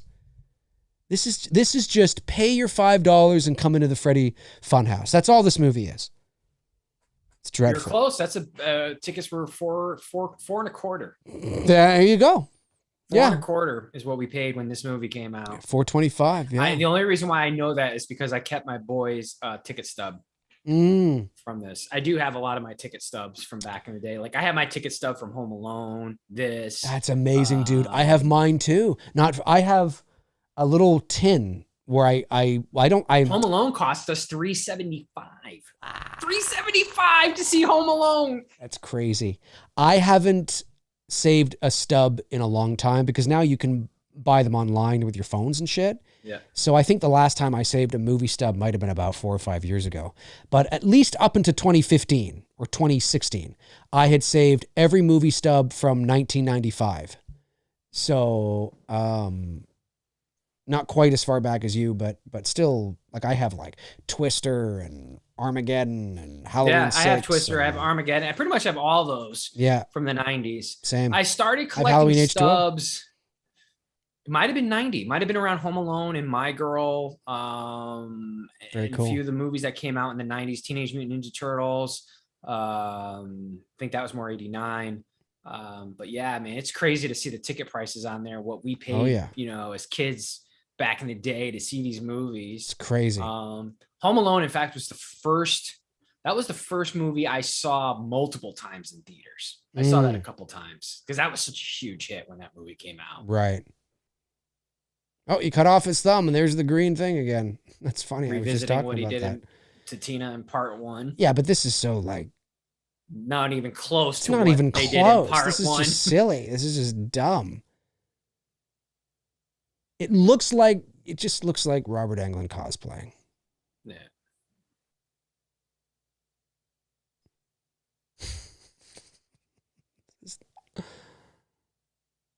Sucks I didn't save any of my movie stubs from the 80s, like The Karate Kid, Top Gun, and all those movies that I got to see. Ghostbusters, I know I saw that. E.T., saw that a few times. Wow. But I don't really remember E.T. I wonder if you can buy. I know it's not. And when I say a few times, like not like in the because E.T. kept resurfacing a lot throughout the 80s in theaters. It did. Or drive-ins. That's where also it resurfaced a lot. Boy, they couldn't even put nude girls on that locker. They were all wearing bathing suits. Yeah. Although, to be fair, most Nightmare on Elm Street movies don't have nudity in it. They really don't. No, it's true. Tina didn't get naked in the first film. I mean, you see a little bit of her Nancy body. didn't. Tina didn't. Alice didn't. You see Nancy's side boob when she's underwater. Well, yeah, but that's probably not even her. It's probably not. It's probably a body double. Yeah. Part 2, you don't see any nudity. I don't believe. I know you do see in 3 with Joey because you do see the nurse. Yeah, but you don't see any of the main. Or is that part 4? No, that's 3. That's 3. No. No, it's 3 and 4. The waterbed. The waterbed is 4. But the nurse the nurse does come in and get naked in 3. 3. So I think that those might be the only 2 times we see nudity in this franchise. Yeah. Yeah, it's not like Friday the 13th, man, where that's guaranteed nudity. Yeah. If you don't have nudity in a Friday the 13th movie, then you did it wrong. I think part 5 has the most nudity. Oh, yeah, well, because a porn director did that. I know. You know what sucks? I mean, I love 5. I it's a guilty pleasure for me. Roy Burns, I dig it. It's got the most creative kills. It really does, but it's just it's not Jason, and I get it, but I don't care. I enjoy it. But you see, here's the thing. You could say that part 5's dog shit, but part 5 still feels like a Friday the 13th movie. Part 5 still feels like it's in it's like the same tone, the same feeling, the same stuff. It still feels like Friday the 13th. You know, it has the same kind of tone. It's although it's not Jason, it's actually literally not. Although it's not literally Jason, Oh, my fucking thing fell over. Although it's not literally Jason. Oh boy, here comes the 3D glasses. Oh, So God. lame. Although it's not literally Jason, it is no more hokey or campy than part 4, 3, or even 2. Like, I mean, it still feels like a Friday. Swap Roy for Jason, and you have just another Friday the 13th film. Yep. This part 6 in Freddy, it's so different. The tone is so, this is, 3. Why 3D? I never understood why Freddy's Dead was in 3D, because the 3D resurgence was the early 80s, and it died really fucking quick. So why they're releasing this movie in 3D, I have no idea. You know, I agree with Evan. Friday the 13th Part 5, when you look at it from a outside perspective, it is a definitive Friday the 13th film, meaning it's all the check marks you want. You want creative kills, which you get. Yep. You're going to get the nudity, and you get a lot of it. And you just... Oh my God, this is terrible. It feels, like you said, it feels aesthetically like it's a Friday the 13th film. Like, I believe Part 1, Part 2, and Part 5 are all within the same area of Crystal Lake. You know what I mean? Even though I don't know where does 5 ultimately take place? 3, I don't buy though.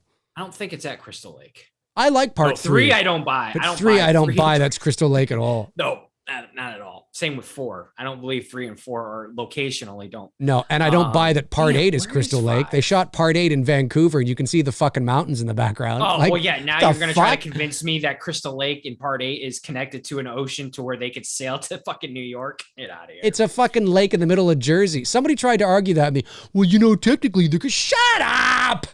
Technically, Dave. There could be a little, like, you know, fucking thing that you go down and you travel the boat down this little thing, and, you know, we don't really see if it's really... Oh, come on! Hey, someone in the chat room help me out here. Where was 5? Was it at Crystal Lake, or was it somewhere outside of the area? This 3D is terrible. Oh, it's lame. It is. It's like it's terrible. I hope everyone got paid well. Let me just say that. I hope you all got paid well. I agree. Oh, and this is supposed to be Kid Freddy. There he is, Kid Freddy. Killing or no, he doesn't kill. That's Michael in Rob Zombie's movie. That's right. You're looking in on your dad. And look at the sweater hanging on the rack over there, too.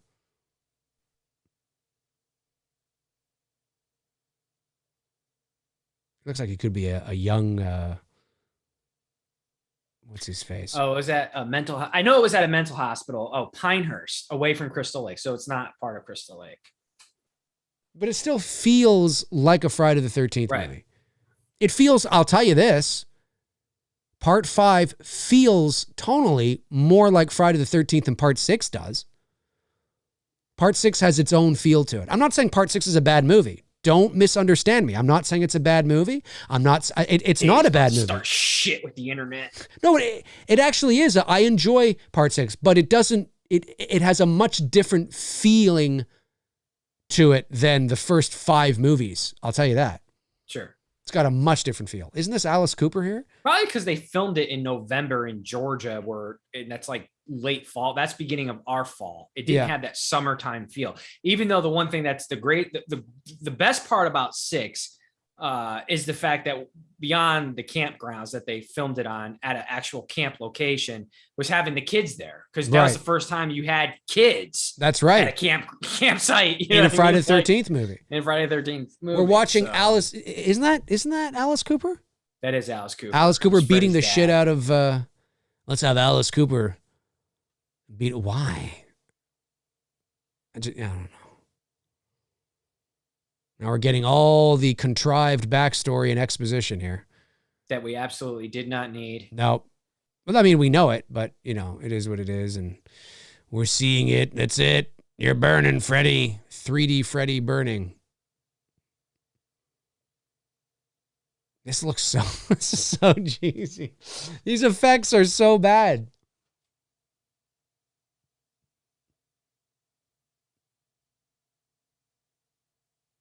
Unless killed by a family member, like Friday took that idea from. Of course.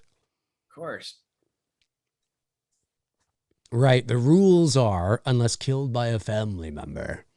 By a family member.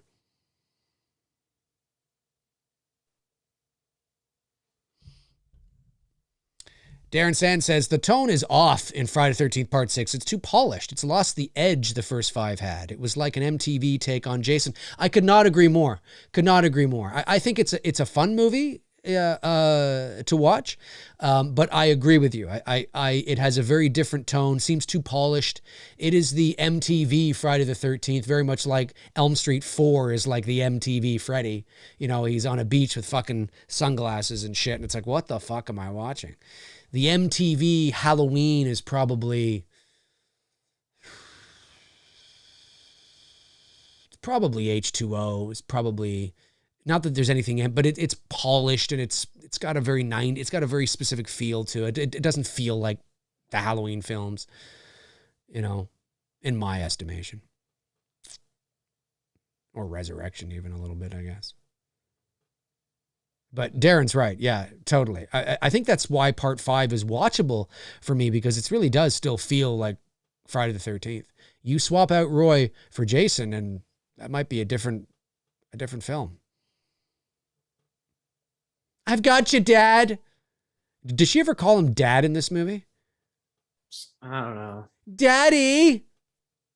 I think this movie also came out on Father's Day. If you look it up, I think this movie actually was released on Father's Day or close to Father's Day. It was released it was released September 13th. Oh, 1991. September 13th. I thought she says Happy Father's Day or something like that. Maybe that's what I'm thinking. Well, maybe that's what she says. Maybe that's what she says. I don't know. I could have sworn though. I thought. I don't know.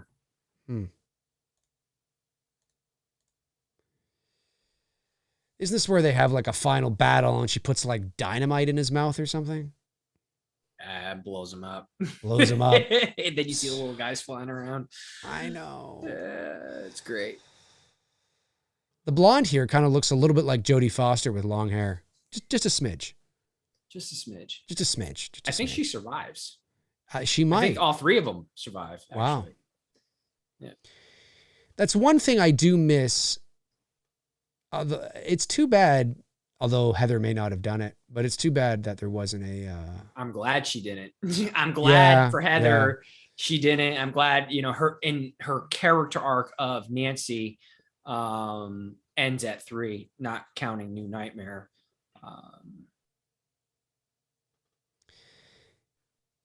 Yeah, Scream has the most consistent... Yeah... Well, I mean, Friday the 13th, its continuity always stays intact. It just gets really fucking lame. It does. Scream. I'm not a big fan of the Scream franchise. I like the first movie because I thought it was kind of it was fun. You know what I mean? It was different. Lay off my girl. Lay off that good Canadian girl. It was fun. I like the first movie. I don't really like any of the other movies. I love Scream 4. I like the first one and the fourth one. 2 is I can watch. I can get down with 2. I don't like 2 at all. Fucking 3. Fuck that. Don't like 2 and 3. Curious. The new one's got me curious. We'll see what happens. Curious. Now we're just seeing Robert Englund with the glove. Oh, there goes the glove. Oh, people in the audience are going, oh, that's so funny. I thought the glove was coming at me. We were like, no, this is fucking lame. That's what I mean. This is oh my God, that scared me so much. The glove was coming right at me. Oh, this is such amazing 3D. Hitting it. 1 second. We're going to come back. Refresh this. Hopefully we'll be live when we come back. Oh, that's scared.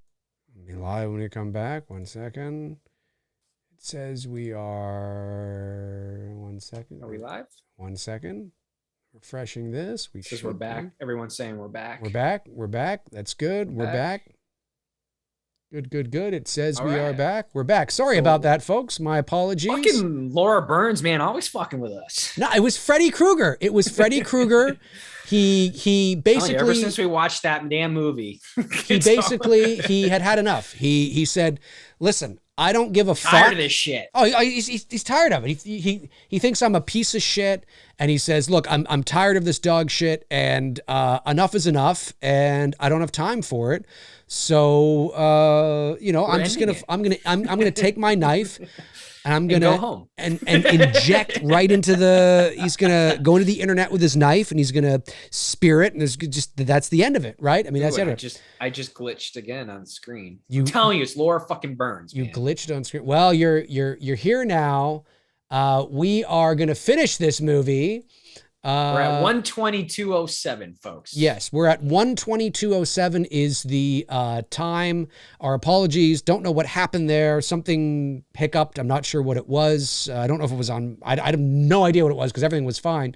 So I don't know. Not sure. Might have been a YouTube thing because everything on my end's fine. For those who play back and watch this, it'll be just a glitch. Yeah, that's what I do. If I don't end the stream, I can stop the stream in the software, but if I don't end the stream on YouTube Studio, if I just keep it going, it looks like there's this long delay and there's going to be like, oh my God, it's going to be like 10 minutes where there's nothing. No, YouTube automatically, what I love about it, and I don't praise YouTube too often, but what I do like about this is that if there is a glitch, if the software goes down, YouTube recognizes there's no feed. So it kind of just is in a place of limbo. And then when you watch it back, there'll be a point where we're talking and then all of a sudden there'll be a jump cut and we'll be going, are we on? Are we on? But at least there's no like 5-10 minute delay. You know what I mean? So that's what I do like. So let's finish this. Yeah, we're at the point here, an hour and 20. And I think I said a minute and 22. It's an Tony hour and Moran's 22. fault. It is. It totally is Tony Moran's fault. He's a gigantic piece of rotten crap. All right, an hour and 22 minutes and 7 seconds into the movie. We only have a few minutes to go here. This is it. 5, 4, 3, 2, 1, go. Home stretch. Home stretch. Oh, she's throwing darts at him. I don't even think we have 5 minutes to go. I think we just have like a minute or two. It might be. She's throwing this fucking shit at him. He's at the wall. He's being pierced against the wall. He's like, I can't get out. You come on. Look at that makeup. It's just terrible. Oh, right through the hand. She's fighting him. All right, Dad. It's over, Dad.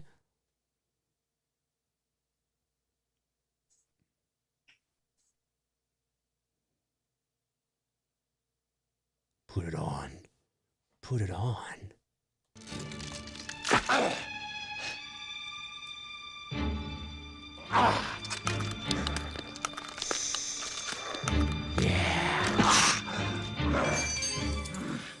That's it, put it on. He's telling her to put on some pantyhose. No, I don't know. This is so silly, though. It's so silly.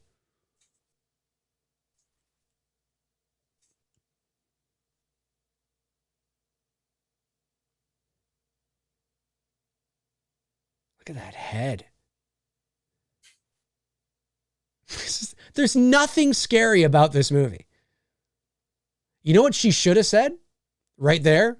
Help yourself, fucker! Like from part 2? Oh, I know. Oh, it doesn't go into his mouth. I thought she put it in his mouth. She does say Happy Father's Day. Oh, she does. Okay. Well, why the fuck do these people feel? Why did Lori kiss Michael Myers? Why did she just kiss him on the cheek? Why? I don't know. It's...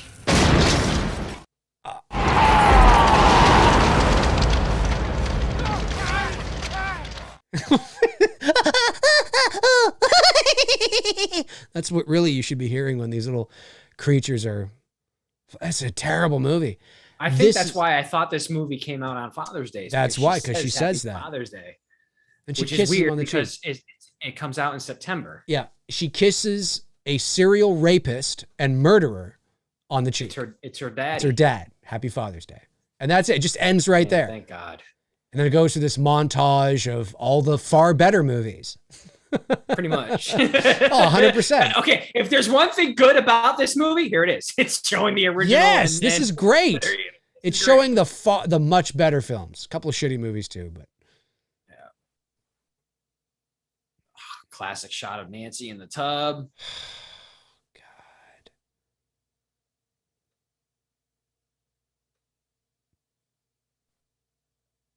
Sequels just. Okay, I'm shutting it off. Yeah, it's time to shut this off. I'm good. Part 2, though. Part 2 represent. It's a good fucking movie, Part 2.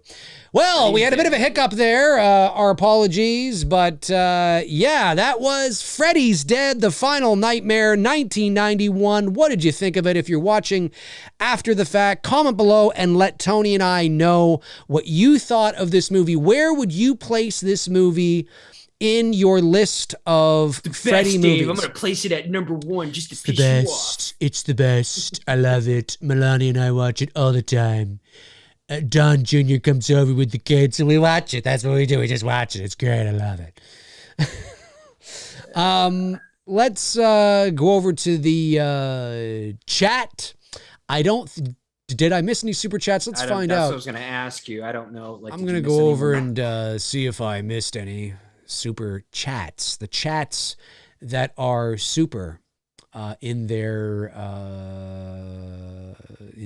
presentation. While you're doing that, can I make my announcement? Yes, Tony, make your announcement now, ladies and gentlemen. Are you going to post this to your Instagram as well? I'm going to make the announcement here and we'll go from there. Okay. We'll see how this goes. Well, first we'll just see how it goes. Okay, sounds good. And then I'll worry about it. So what I am doing is, this is like where I would want this to go, hopefully, is I want it to go to a serious horror collector, someone who's got the room and all that stuff like that, and is looking for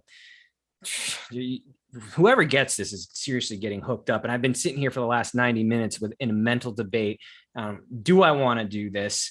Because I spent near a damn fortune on this stuff, but I got a feeling a lot of this is just going to end up sitting in a box, and I don't want it to do that. So without further ado, I am in a bulk. I'm not separating it. It's going to be all done in one big ass box, and it's going to go in one bulk.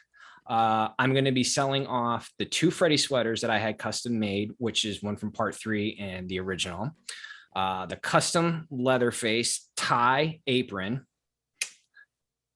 To go with that, the Kill mask, and the Pretty Woman mask, and gets better. One, not that one, of my Michael masks, and the Freddy phone, and the Jason mask, and the Ghostface costume, and the Freddy glove, the burned Freddy hand, the Freddy silicone mask, the talkie for the Scream costume with an extra Scream mask to go with it. And I think that's pretty much everything. Now, for all this, I spent a total of $5,000 based on all my receipts. I'm going to sell it in one big bulk for $1,600, plus shipping would be $100. So total would be $1,700.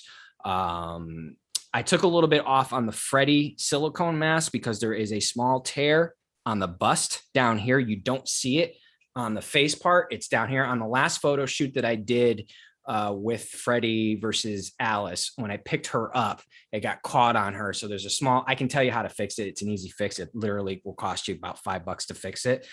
In talking with Dave personally offline, what I'm going to eventually do with my photography Instagram account is I'm just going to probably only do Michael and Jason. That's why I'm hanging on to that Michael mask.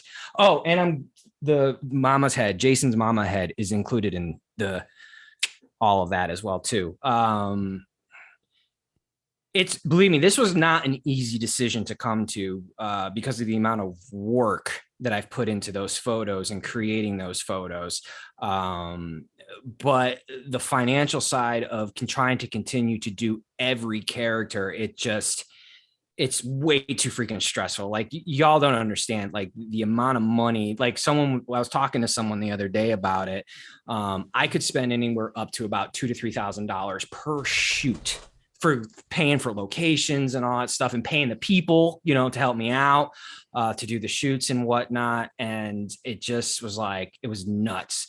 But I thought like if I brought it back to just what I originally was doing 3 years ago, which was the Michael and Jason photo shoots, a lot of those locations, like the campgrounds where I shoot the Friday the 13th stuff, I don't have to pay for that, you know, and I shoot a lot of my Michael stuff outside, occasionally indoors, but most of it's outside, and I don't have to pay for that. So because I don't, there was a story that happened not too long ago that really hit me hard because I understood where the mother's coming from. I sympathize for the mother, but there was this kid on TikTok, like 18-year-old kid in the South, super popular Southern boy. And he was doing a stunt on TikTok, doing donuts with his truck, and he didn't have his seatbelt on, and he got tossed from his truck, and the truck flipped over, crushed him, and killed him. He was 18 years old. And I understood what the mother was talking about in her message about, you know, when you do things on social media that you become popular for, you're always having to one up yourself. And I knew what was starting to happen with my Instagram account was a couple things. One, I was dealing with people stealing my shit, which was frustrating. But two, I was putting myself under way too much of a pressure and not getting paid for it, of always like trying to do the best that I could to almost create a movie within a photo with the sets and everything like that. And it was just in the props and all that stuff. And I was like, this is getting fucking nuts because I'm not earning anything from it. And I'm going to ruin myself if I continue to do this. And that's the one thing about social media that I don't like. And the one thing that and Dave has heard me say this like a million times, that I love about my Flashback Friday account, because I've had my DJ equipment. It just was stored away. I don't have to spend any money. I can continue to create, and I'm having fun doing it. The horror stuff, it just like, if you guys only knew the stress that it was causing me, and I don't want that. And no one should ever have to do that with social media. But unfortunately, that's what happens. And then that becomes the expectation, because if I was just standing there in a costume in my bedroom taking pictures, I mean, the reality is you're not going to get likes. You're not going to, you know, people aren't going to care. I know why people were liking the stuff that we were doing was because the amount of work we were putting into it. But I don't want this stuff to sit around and collect dust either. My goal was to put it in one big ass care package. You're going to get $5,000 worth of shit at a fraction, not even half of the cost. You know, because when you're paying $1,700 out the door, that doesn't even come up to half of what I spent on this stuff. And I want it to go to a horror person who wants to put it on display and have it in their whatever and whatnot. That's where it should go. So I'm going to be very particular about who this goes to. There's no negotiation. There's no like separating it. I want to do it all in one bulk because I don't want to start getting into shipping and all like that headache and nonsense. So if you want it and you hear this, you can DM me on either Tony Michael Photo or Flashback Friday, your email address. When I send you the invoice from PayPal, you have 24 hours to pay it. If you don't pay it within 24 hours, it's going to go to the next person. You know, I'm not going to sit there and wait and all this stuff like that. You know, because you don't know who you're dealing with on the opposite end sometimes. And people are like, yeah, I'll totally buy it. I'll totally get it. And then you never hear from them again. It's first come, first serve. And and I'm throwing in the custom made Freddy hat. I forgot. I just saw that sitting there. So you're getting a lot of bang. Sorry, I just want to say the Dark Light says 1,700 is about fair. About fair, dude. About fair. He's giving you $5,000 worth of stuff for $1,700. I'd say that's a fucking steal. Now, I just want to say this to say what Tony has said. If you're listening, pay attention to what Tony has said.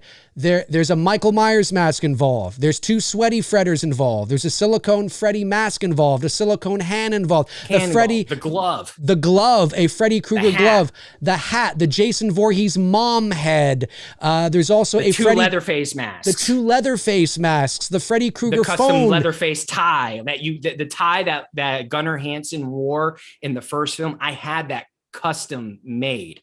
Amazing. You can't buy this stuff anywhere. The Elm Street phone with the tongue coming out of it. That's also included as well. You've got it right there. Show the tongue there. Just show it off the There you go. People can see it. See the tongue there and everything? That is going into it. So I believe that was Scream costume. the Scream costume, ghost face, with the talkie thing. With the talkie and there's going to be device. some, and whoever gets it, I'm going to be throwing in some extra things, some fun stuff that I'm just parting ways with. Like, I've got the Michael, Chucky, Jason, Ghostface, Reagan, Freddy, Funko Pops. Right. I'm going to throw those in there just, because I'm trying to free up space as well too. Yeah, no, people have to understand that it's so funny. I see people like in the comment section here, are you okay, Tony? Is everything okay?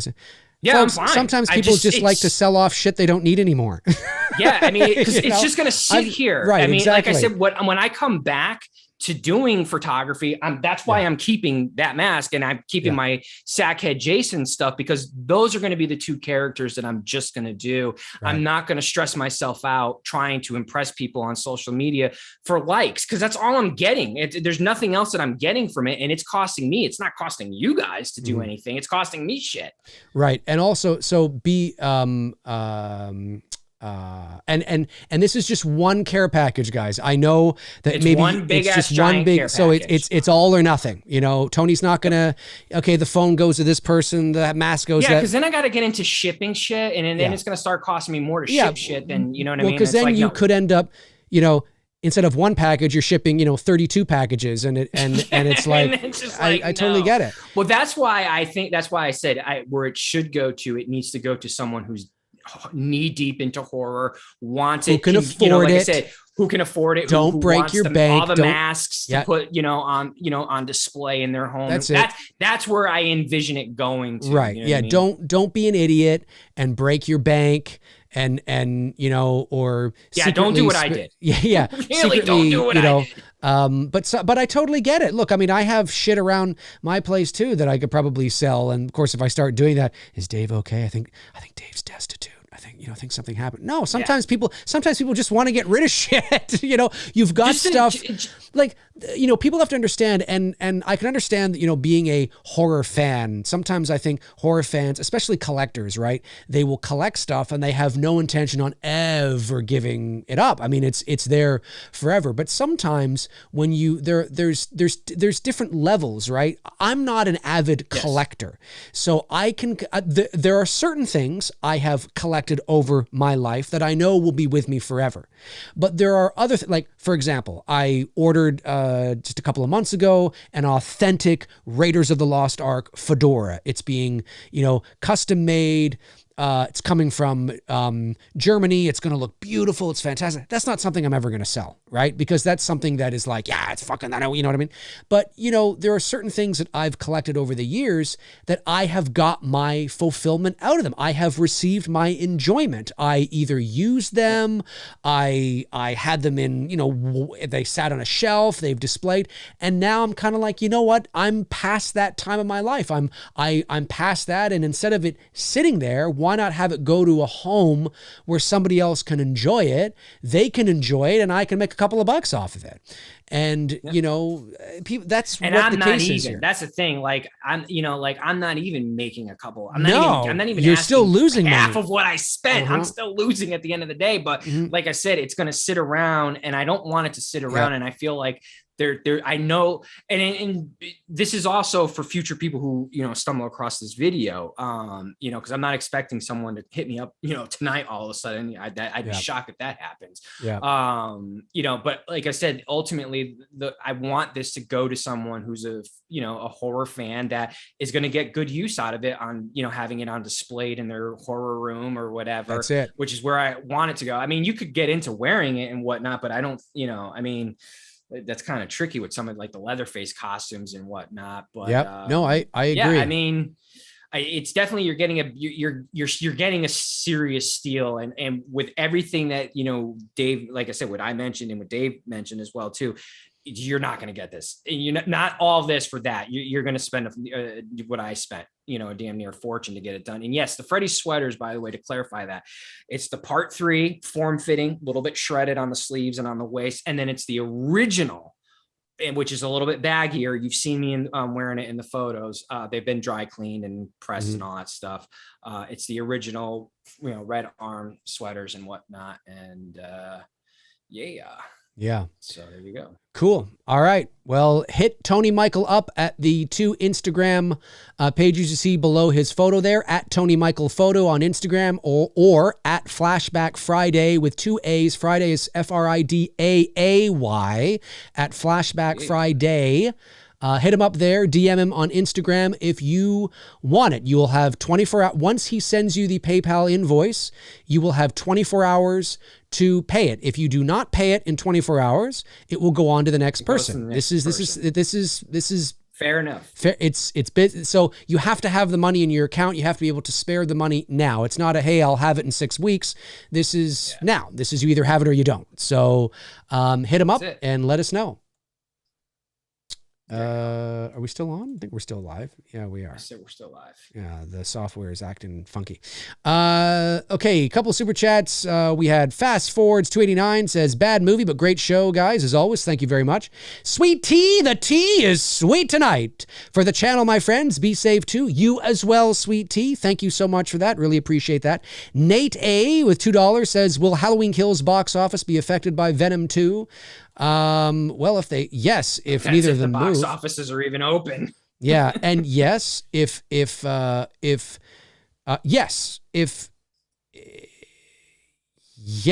of course it will. I don't know what the situation is and whether or not Venom is going to move or Halloween ends up moving or whether it's going to be a split thing. It's half on streaming, half in the fucking theater. But listen, if Venom stays where it does, which is October 15th, and Halloween Kills stays where it does, which is October 15th, and Halloween Kills gets split and or Venom gets split, of course it's going to affect the box office. 100%.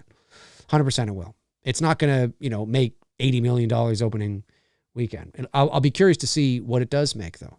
And what happens. We still have 2 months. It'll be interesting to know where we are. We'll know more as we move along. Right now the two Venom and Halloween Kills are October 15th, so I guess they're playing a game of chicken. Dreedmem77 says, D&T, in a disaster of a movie such as this, who deserves the most blame? The studio, producer, director, the writers, or people who pay to see this train wreck? Well, it depends on your perspective. The studio would want to make another movie, and then they would hire writers, would come and write, and then it was approved. I mean, it's not these things aren't black and white. There's a lot of variables at play, as I often always say, but it's true, right? It's hard to be very black and white sometimes, but I would say not the director. The director was directing from the script she was given. It would come down to the writing.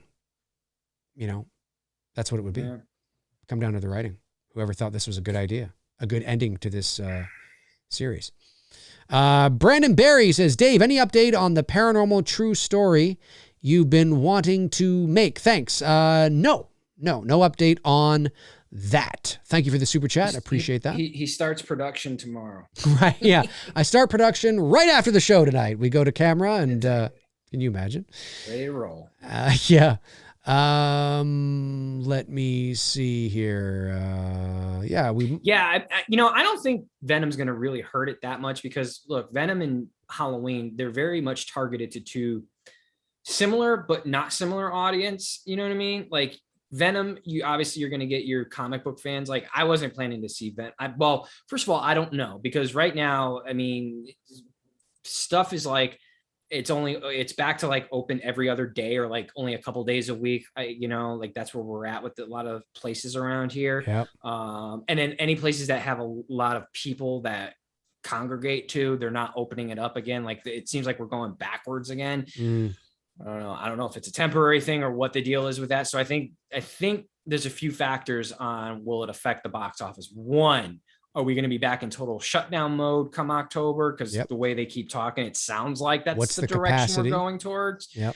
So if we're back in shutdown mode, then it doesn't matter because we'll all be streaming it, and there's that.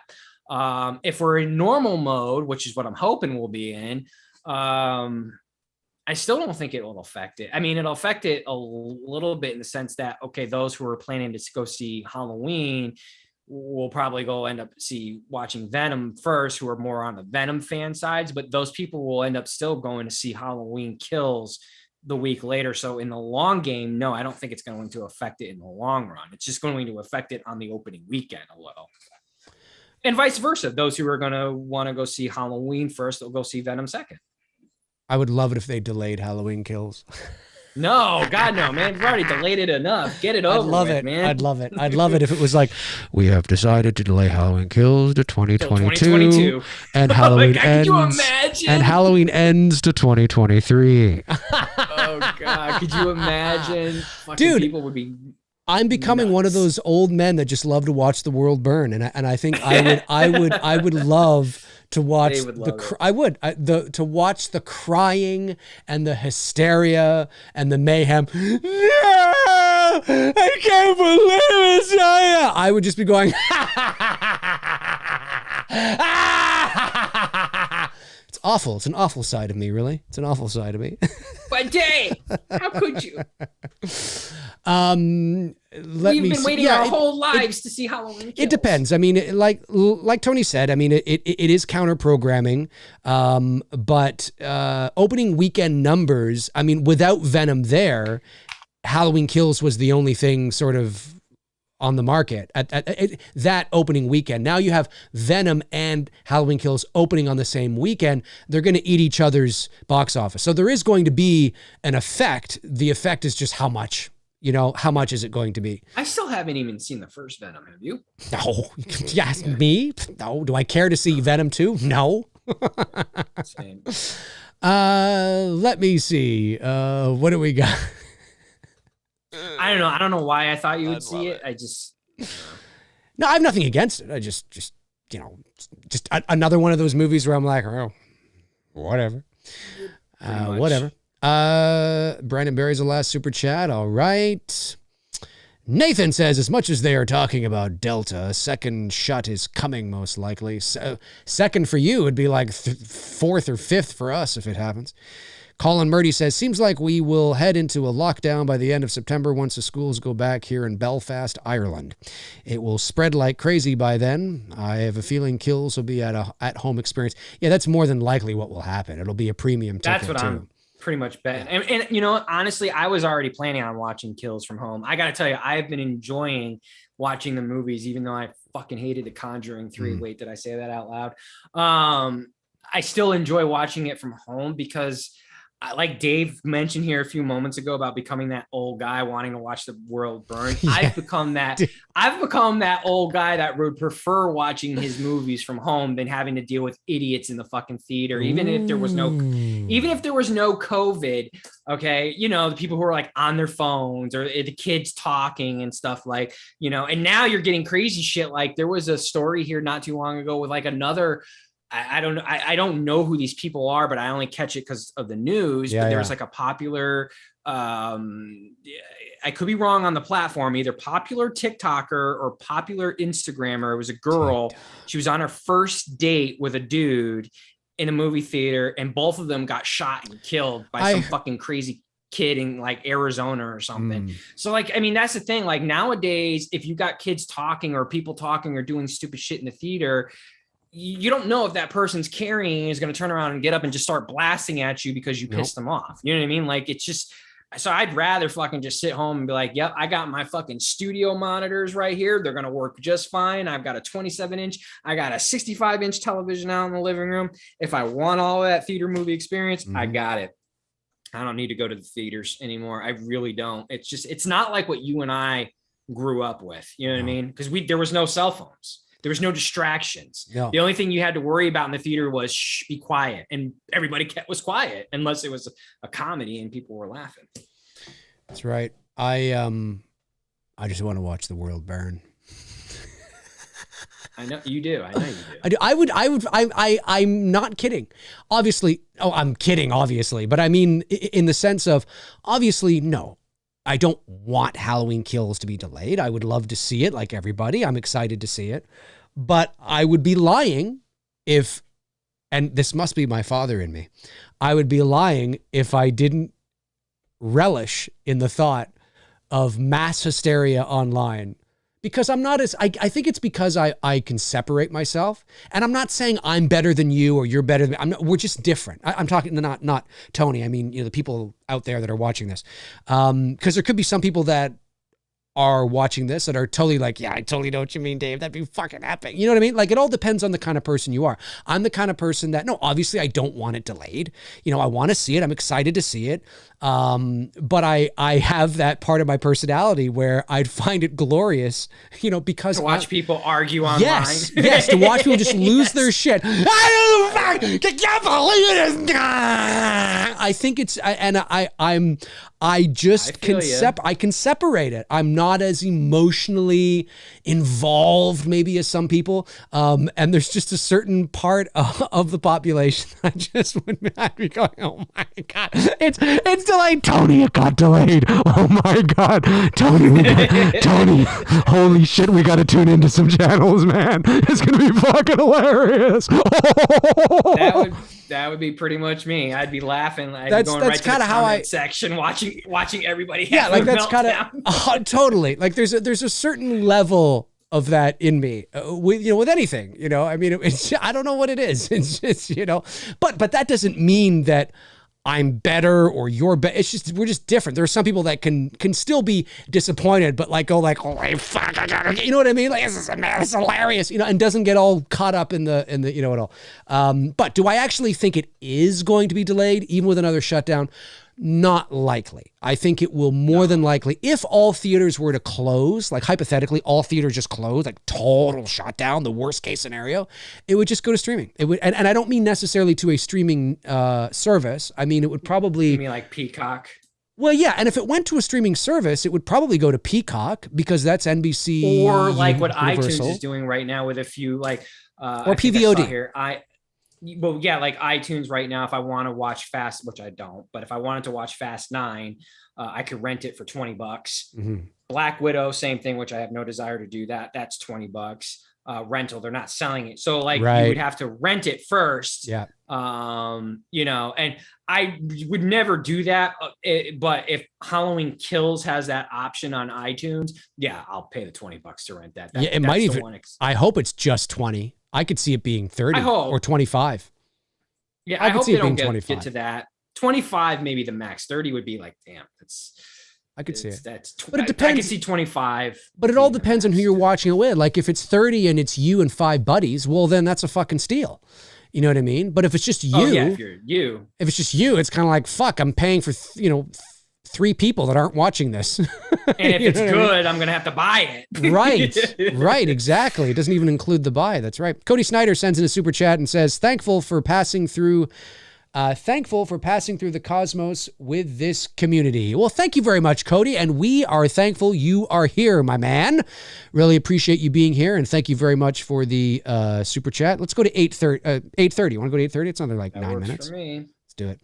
8:30, 9 more minutes to go in the show, guys. 9 more minutes to go in the show. So if you were thinking of asking a question, super chat or otherwise, you may want to bite that bullet now because I am also not going to be here for a few weeks. We're not going to be here next week. We're not going to be here next week. That's right. Tony and I will return on August 30th with, I believe it's Patrick Anderson, one of our supporters on the Indiegogo of It's Me, Billy.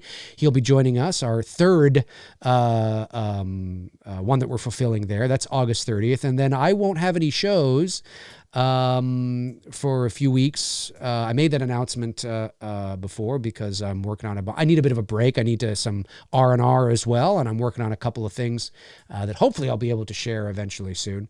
But yeah, so, I mean, that doesn't mean that I will be completely MIA on social media. If some newsworthy thing were to happen, you'll probably see a tweet from me or a Facebook post or something like that. It's not like I'm going under a rock, but, yeah, just to let you guys know, that's sort of the plan.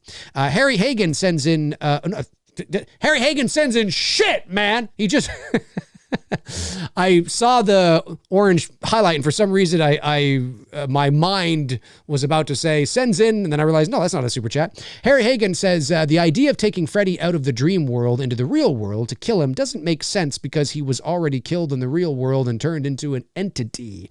Yeah, that's an interesting way of looking at it. I think it has more to do with. Yeah, I actually agree with that. Actually. And it's just the way it's just everything about the movie. I've always liked the idea, going back to the first Elm Street, that if you were to grab onto Freddy, you can take something of his and eventually him into the real world. I think that's an interesting sort of concept. I've always liked that concept, like that scene in the dream lab where Nancy wakes up and she's got the gray streak in her hair and she's pulled out his fedora from the dream world. The look on her mother's face is like, what the fuck? It's a great, I love that. I love that scene. So I've always loved that concept. But yeah, to kill him, I mean, there's got to be more inventive ways. True that. Let's see here. Bobby Hall says, after Ends, they should remake Halloween 5. They can show Michael floating down the river, but then he finds a raft and he meets people along the way. Halloween, The Adventures of Michael Myers. That'd be great. I'd love that. Be fantastic. Yeah, come on. And don't forget, folks, if you're interested in that care package that Tony has, it's 2 Leatherface masks, a Michael Myers mask, 2 Freddy sweaters, 1 from A Nightmare on Elm Street 3, 1 from the original, a Freddy silicone mask, a Freddy silicone hand, the phone with the tongue coming out, a Jason Voorhees, the fedora, the Jason Voorhees the mom's head, Pamela Voorhees' head, the Jason mask, the ghost face, the Scream stuff, all this stuff. It's a gigantic care package of horror shit. $1,600. Tony paid $5,000 for it. But it's collecting dust. He sort of plus $100 for shipping. So it'd be plus $100 for shipping. $1,700. Tony is sort of restructuring his photography, and he doesn't want the stuff to just be collecting dust around his place. So if you are interested, it's a one-shot deal. It is not pick and match and pick. No, it's everything or nothing. All or nothing. All in or nothing. If you don't have the money in your bank account, I suggest you don't bother contacting Tony and wasting his time. And it's still going to be here. So if you know what I mean? Like if you get it in a month from now, like there's no rush. There's no yeah, I understand the rush in the sense if you want it urgently, but don't seriously, it's here. It's not like, well, it's here until somebody gets it forward and gets it. That's right. Right. And that could happen tonight. You can always check in. Who knows? You can check in. I don't know if it'll happen. I doubt it, but we'll see. No, I just meant as an example. You know what I mean? Who knows when it's going to happen? That'd be shocking if that happened. But if you are interested in that, you can reach out to Tony at Tony Michael Photo. You see underneath his picture there, Tony Michael Photo on Instagram, or Flashback Friday with 2 A's, FRIDAAY. Just send a message and on then Instagram. We'll hash out all the final details. Yeah. If you are interested, make sure you get in touch. Fast Forwards 289 sends in $4.99. Thank you. Says, D&T, how do you feel about My Bloody Valentine 1981? And do you plan on doing a Two Dudes on It? Well, I haven't seen it in a number of years, but I liked it. That's a Canadian movie. We haven't done that. We haven't. No, we should do that. Cool to do. Yeah. I believe that's another Canadian horror film, if I'm not mistaken. Let's see here. Yeah, and when Dave said by restructuring the photography, it means basically I'm just gonna be doing Michael and Jason, Sackhead Jason photos. That's it. Not gonna kill myself or break the bank doing all the characters anymore. Right. Yeah, because people have to understand as much enjoyment as you guys get out of it, people have to understand that Tony's not making money from it. He's spending his own money to do it. And, hey, it ain't personal, it's business. And Tony can't, you can't be forking over $5,000 every time you want to, do a shoot. He's got to hire the girls that are in there as well. It's not even just this part. It's paying for the location. That's I was just going to say. Paying for the girls' outfits. That's it. Paying the girls' time for them. Paying for them, the props and everything that I would add in there. Any food, if it's an all-day shoot. Usually it would be. Yeah. I'm not going to put myself under that pressure. Not for social media. Yeah, way. well, it's a lot of work when you're not making money from it. It doesn't mean that, you can't do it every now and then, but you were going full tilt there, which was great. And I know crazy, like every week. It was 100%. nuts. I was like, what am I doing here? Like 100%. This is insane. And I know that your fans and the viewers, 99.9% of them, there's always, the D-bag in the back, but I know that they appreciate it. They thought it was great, but that's why. It's not personal. It's just like, hey guys, I can't, unless I'm going to start, I can make money from this, which you can't be doing this. It was fun. I can't sell the photos because it's copyright. That's the issue that I'm having right now with the 2 pictures that from the, and I don't know what I'm going to do because the place that was going to print the photos for me was really doing me a favor without publicly really making it known. And that's why I offered it as part of the deal with the campaigns that Dave was doing for the fundraisers back then. But since they went under, which was, out of our control because of COVID, it's every time I even remotely approach a printing shop, like, hey, can I? And then as soon as I tell them, they're like, we can't because these are copyright characters and they can't charge me, for a photo, even though, yes, I understand it's someone dressed as the person. Why can't you just take it to, well, yeah, I could take it to Walgreens, but you're going to get shit quality. I wanted to give them something nice from a legitimate printing shop. And anytime you go to like a legitimate printing place, you need to have the rights to print those photos. And if you don't, they're not going to do it. Yes, I can go to Walgreens and do it, but again, you're going to get shit. And I don't want to give you guys shit. Yeah, no, it's understandable. You did it for a couple of years. You have some great photos on there. People enjoyed it.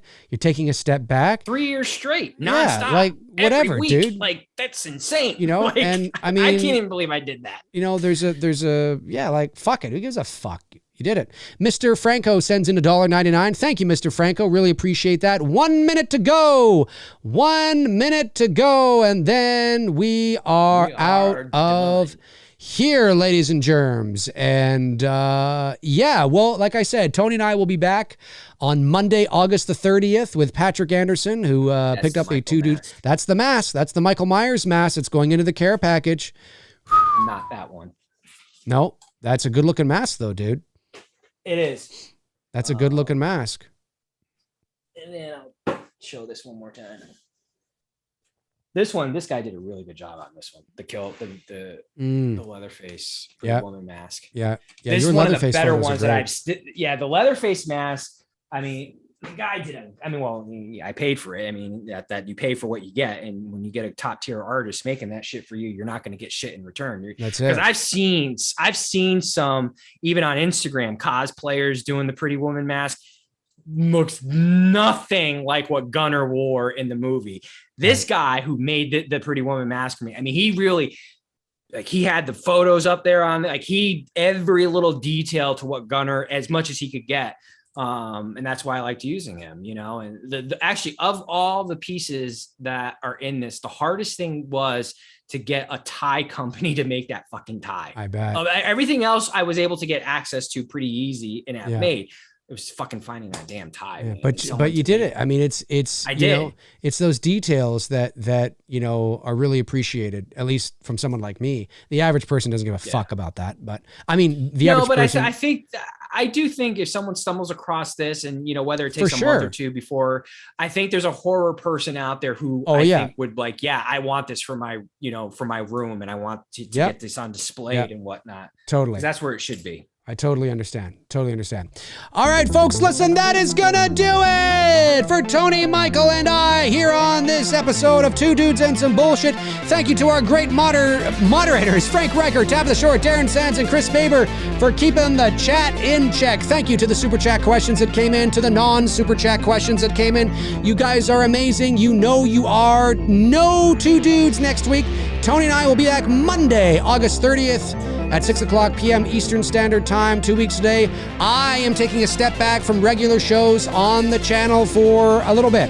I've got some things I have to attend to that I'm working on, and also, some R&R, and to do my best to get as much of the It's Me Billy perks out there as well. There's a lot going on, a lot of exciting things happening that I'll hopefully be able to share with you guys soon.